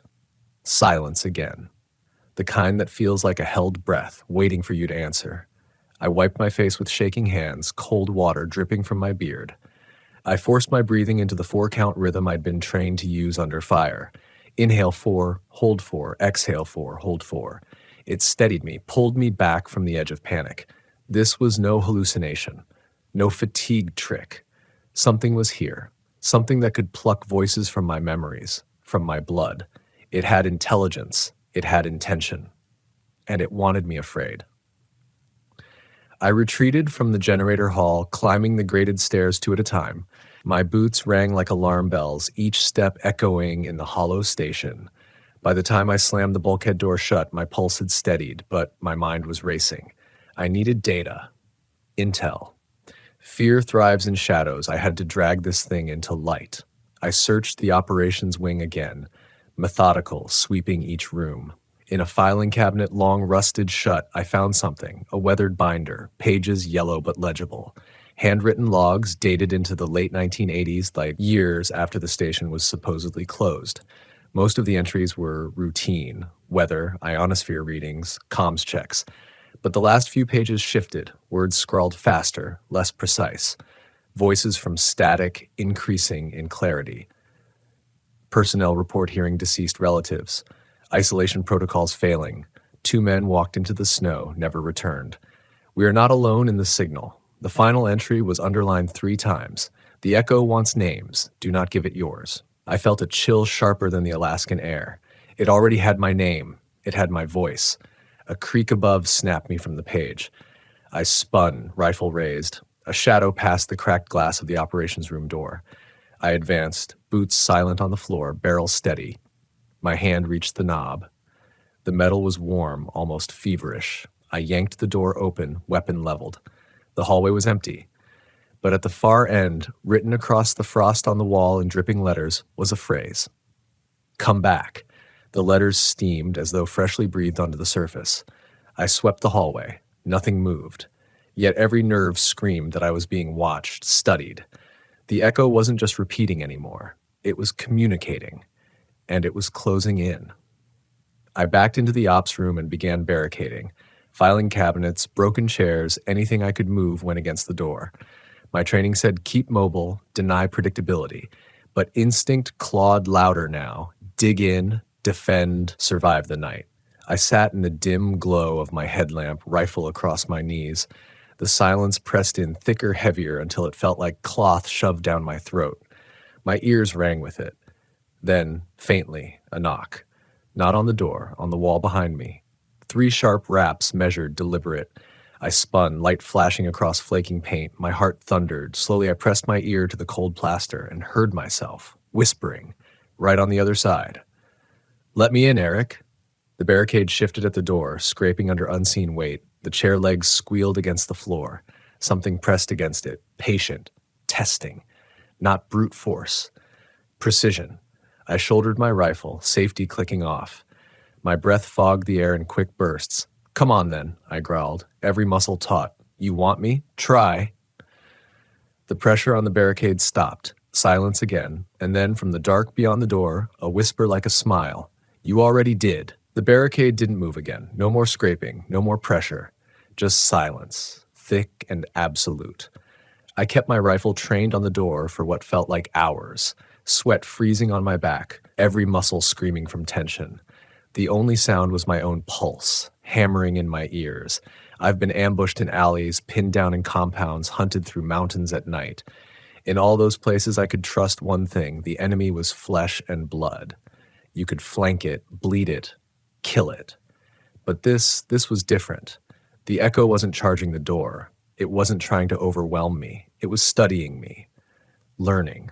When exhaustion finally started to chew at the edges of my focus, I made a decision. I couldn't wait for it to choose the battlefield. I had to take control. I stripped down my gear, checked mags, tightened every strap on my vest. My movements were automatic, ritualistic, muscle memory built from years of habit. The simple mechanics steadied my mind. Clip, rack, safety, breathe. I dismantled the barricade piece by piece, my rifle never leaving the doorframe. The hallway beyond was empty, only my headlamp beam crawling over peeling paint and cracked tiles. But the smell had changed. It wasn't mold and dust anymore. It was copper, wet metal, the stink of blood. I moved, slow, sweeping corners. The smell grew thicker, clogging my throat, coating my tongue until I almost gagged. My light caught streaks on the wall, dark stains running down the paint like veins. I knelt, touched gloved fingers to the floor. Sticky. Fresh. Every instinct told me to retreat. But soldiers don't retreat without knowing what's ahead. I pushed forward, following the stains. They led to the barracks. The bunks that had been bare were now occupied. Figures lay on them, sheeted in frost. Men in uniforms decades old, patches rotted, faces pale and sunken. Their chests didn't rise, didn't fall, yet their mouths moved, whispering in unison. My headlamp beam swept across them. Their voices rose, weaving into a single, impossible sentence. You already gave us your name. I raised my rifle, heart pounding. My voice cracked through the barracks like gunfire. What do you want? The bodies answered in a chorus of whispers that rattled the metal bunks. To come back. And then their eyes opened. Not eyes anymore. Pits of darkness, lightless and endless. Every figure sat up at once, moving with inhuman precision. Not staggering, not groaning, fluid, exact, as though one intelligence controlled them all. I fired. Short, controlled bursts. 3 targets went down, but no blood spilled. The holes in their torsos gaped empty, swallowing my bullets as if the rounds had vanished into void. The rest rose, mouths stretching wider than bone should allow. The whispers became screams, my screams, until it felt like my own voice was tearing my skull apart. I retreated, laying down fire. Every step backward measured, disciplined. But they didn't chase. They just stood, screaming my name in perfect synchrony. Back in the corridor, I slammed the barracks door shut and jammed a pipe through the handle. My lungs heaved, chest burning. My ears rang with the aftershock of my own gunfire. And beneath it all, the silence returned, worse than the screams. I leaned against the wall, pressing a trembling hand to my temple. My thoughts reeled. This wasn't just some haunting, some mimicry. The echo didn't just copy sound, it copied being. It could wear any voice, any face. It could fill the husks of dead men like water into cups, and it had mine now. I realized with a sick twist in my gut that I'd already broken the one rule I'd read in that logbook. Do not give it your name. And I'd given it everything. My name, my voice, my memories, which meant it knew how I fought, how I thought, how I survived. It was me. The thought barely formed when I heard footsteps at the far end of the hall. Measured, steady. Military cadence. My headlamp beam found the figure stepping out of shadow. It was me. Same build, same uniform, same rifle, same headlamp glaring back into my eyes. My finger froze on the trigger. The other Eric raised his rifle too, mirroring me perfectly, even down to the way my left shoulder twitched when adrenaline surged. We stared down each other's barrels, two soldiers in perfect lockstep, and then he smiled. My smile. Stand down, he said. My voice, but calmer, steadier than mine had ever been under fire. I've got this under control. I almost believed him. Almost lowered my rifle. That was the danger. The echo didn't want to scare me anymore. It wanted to convince me, to make me doubt my own instincts until I chose wrong, until I wasn't sure which of us was real. I forced my finger to tighten, to remember training, to kill hesitation before it killed me. But before I fired, the other Eric tilted his head, and in a whisper that chilled my marrow, he said, "You already pulled the trigger." The words froze me in place. You already pulled the trigger. My own voice, steady, certain. Not a threat, a statement. I checked my finger, rigid on the trigger. No shot fired. The rifle hadn't bucked. My ears hadn't rung. And yet, there was the smell of gunpowder in the air, faint, metallic, undeniable. The other me lowered his rifle with the ease of a man who knew he'd won the standoff.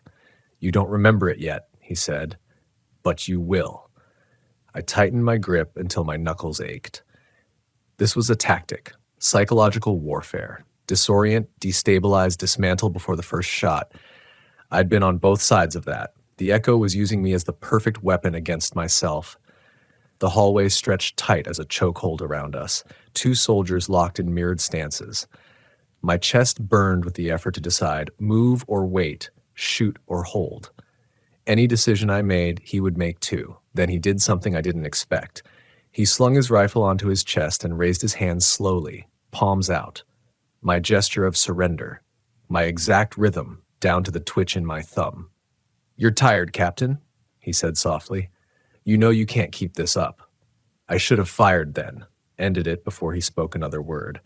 But something in the cadence of his voice, my voice, rooted me to the floor. It wasn't pleading, it wasn't mocking, it was weary, like he'd been fighting longer than me and he knew where this road led.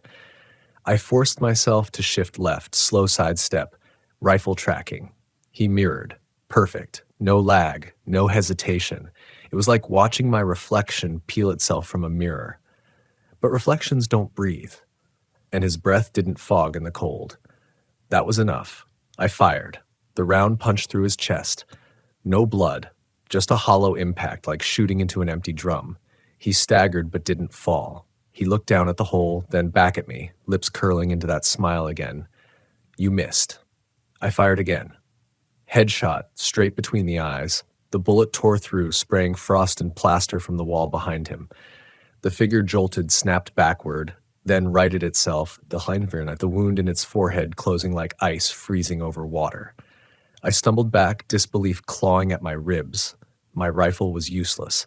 The other me lowered his rifle from its sling, snapping it into position as fluid as I ever had. He was faster, cleaner. I dove sideways, roll tight, rounds tearing the air where I'd stood. Muzzle flash blinded the hallway. The sound was deafening in the confined space, brass casings bouncing like hail on the tiles. Cover, doorway to my left. I slid behind it, back pressed to the wall. My double's footsteps advanced, steady, unhurried. I ripped a frag from my vest, yanked the pin, and rolled it into the hall. The blast shook the station, dust pouring from the ceiling. My ears screamed. When the haze cleared, the hallway was twisted, blackened by fire. But he was still there, standing, unburned. His rifle gone, but in his hand, my knife. I recognized the blade instantly. Black serrated edge, handle wrapped in paracord. My blade. But I hadn't drawn mine yet. I checked my sheath. Empty. Cold terror shot through me. It hadn't just copied me. It had taken from me. "Give up," it whispered, closing the distance. Its footsteps were silent now, predatory. "You can't fight yourself." I drew my sidearm, emptied a mag into him. Each shot hit, each wound closed. He walked through the barrage, knife gleaming in the pale light of my headlamp. I retreated deeper, lungs burning, boots slipping on frost. My back hit another door, the heavy steel bulkhead to the generator hall. I shoved it open, slammed it behind me, twisted the wheel. The clang echoed through the chamber like a death knell. The turbines loomed in the dark, their shadows reaching like claws. I stumbled to the central catwalk, chest heaving, mind racing. The echo wasn't just an enemy. It was inevitability, a mirror that learned, adapted, outlasted, and it was in here with me. A whisper brushed my ear, though no one stood close. "You'll give in, Eric. You always do." Something scraped the bulkhead door, metal on metal. The wheel began to turn, slow, deliberate. I leveled my pistol at the door, though I knew bullets meant nothing. My only chance wasn't to kill it. It was to outthink it, to prove I was more than my training, more than my habits. The wheel stopped turning. Silence pressed in. Then, footsteps behind me. I spun, beam cutting across the catwalk. He was there. Standing where I had stood seconds ago, pistol aimed at my head. My pistol, my stance, my expression. "You can't win," he said, "because you already lost." The barrel of my own pistol glared back at me like a dark eye. The echo held it with perfect stability, not a tremor in its grip. My own stance, my own weight distribution, it could have pulled the trigger and ended me right there. But it didn't. That was worse. "You know why I haven't shot you yet," it said. My voice, flat, calm, certain. "Because you already know the truth. I am you. You are me." Pulling the trigger would be suicide. I kept my aim locked on its head, forcing my breathing steady.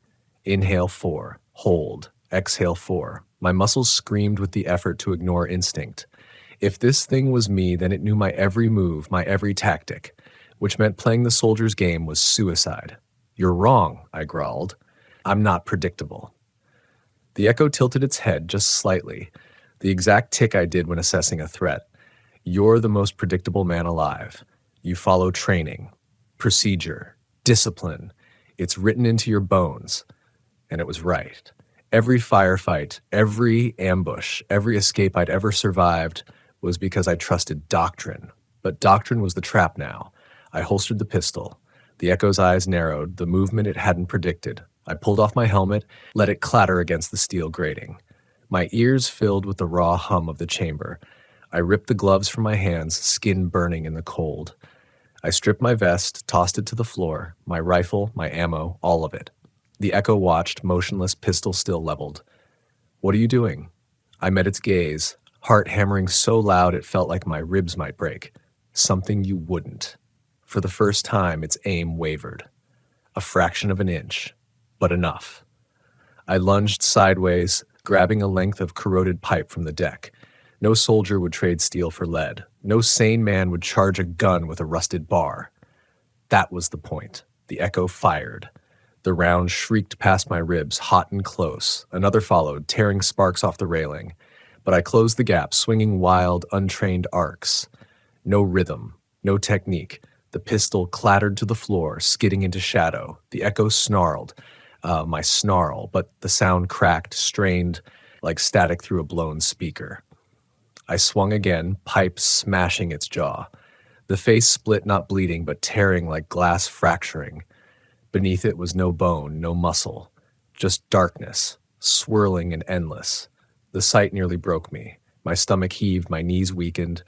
But I forced the motion, drove the pipe again and again until the thing staggered back, face caving inward like collapsing ice.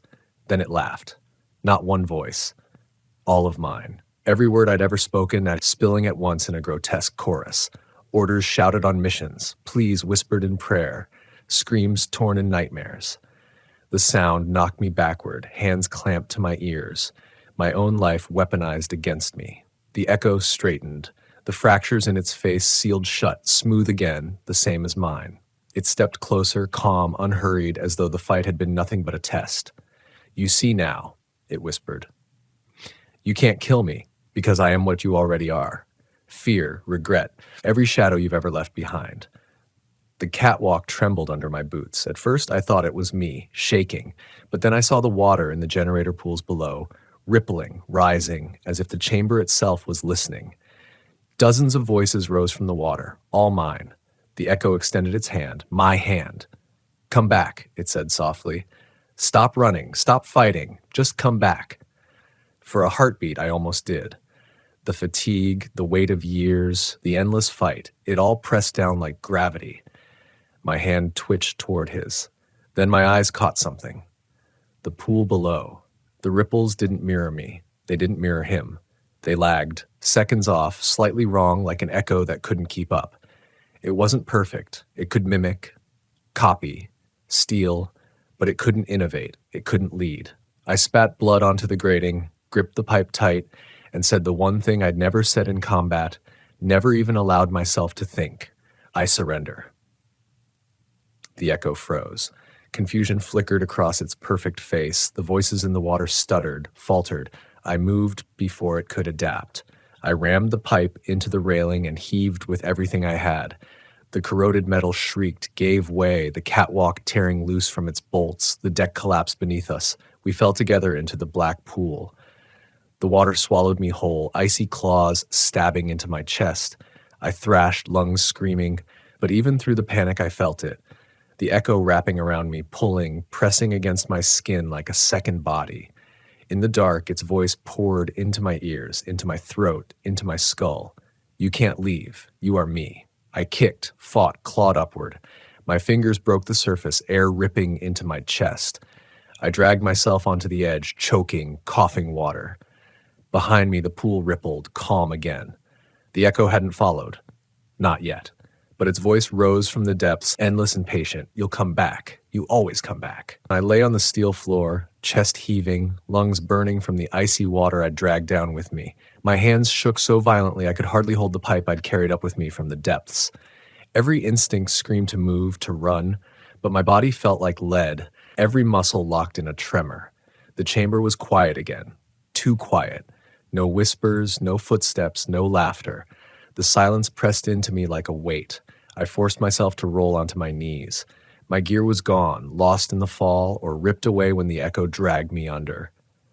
All I had was the soaked parka clinging to me and the length of rusted pipe slick with frost. The pool behind me was still, perfectly still. Not even a ripple, but I knew better than to think it was gone. It was waiting, watching. I staggered toward the bulkhead, boots squelching with every step. My fingers closed around the wheel. It resisted at first, frozen with rust, then groaned as I heaved it open. The hinges shrieked like wounded animals. As I pulled the door shut behind me, I thought I heard it, faint, buried in the silence. My voice again, whispering, "You can't shut me out." I spun the wheel hard, locking the chamber away.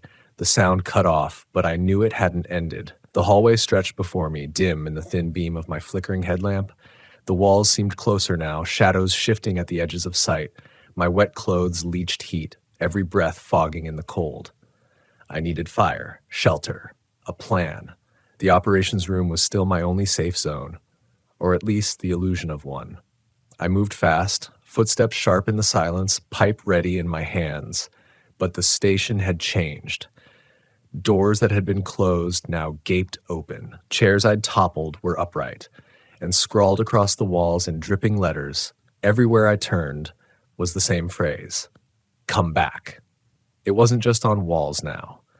It was smeared across the floor, across the ceiling, letters stretched and distorted like handwriting scrawled in panic. The air grew thicker with each step, heavy and wet, as if the whole station had sunk under water and I was walking through what was left of the sea. When I reached the operations room, I stopped dead. The barricade I'd built was gone, every piece of furniture stacked neatly against the far wall, my sleeping bag spread out perfectly, my gear restored, and sitting at the console, calm and still, was me. He didn't move, didn't look up, just sat there with his back straight, hands folded on the desk. My grip on the pipe tightened. Get out of my seat. Slowly, he raised his head. Same face, same eyes, but this time, he didn't smile. He looked tired, hollow. Why do you keep running? He asked softly. You came here for the truth. Don't you want to hear it? I came here for recon, I snapped, though the words sounded brittle in my throat. Not to play games with shadows. He shook his head. That's what you tell yourself. Recon, catalog, report, but that's not why you came. I stepped forward, pipe raised. Shut up. You came because you wanted to see if you were still alive inside, he said. His voice, my voice, wasn't mocking now when it was weary. After all those years, after all those bodies, you wanted silence, and the silence answered you. The room tilted. My knees wavered. I could smell cordite, blood, dust, memories bleeding into the air itself.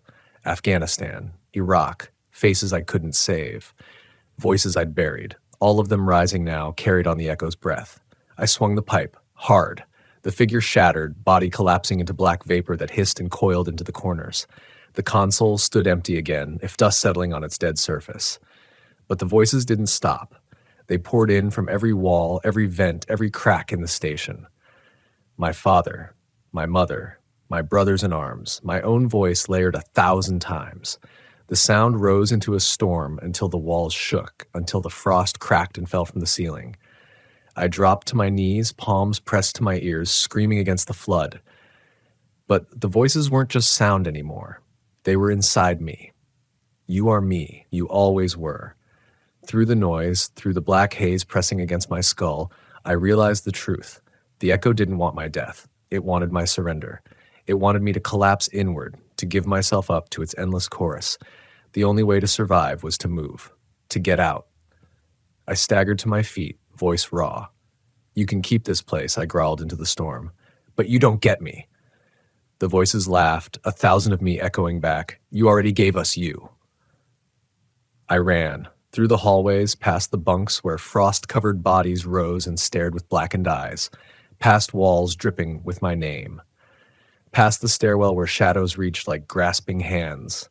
The airstrip was my only hope. If the snowcat still waited, if the fuel held, if the echo let me leave.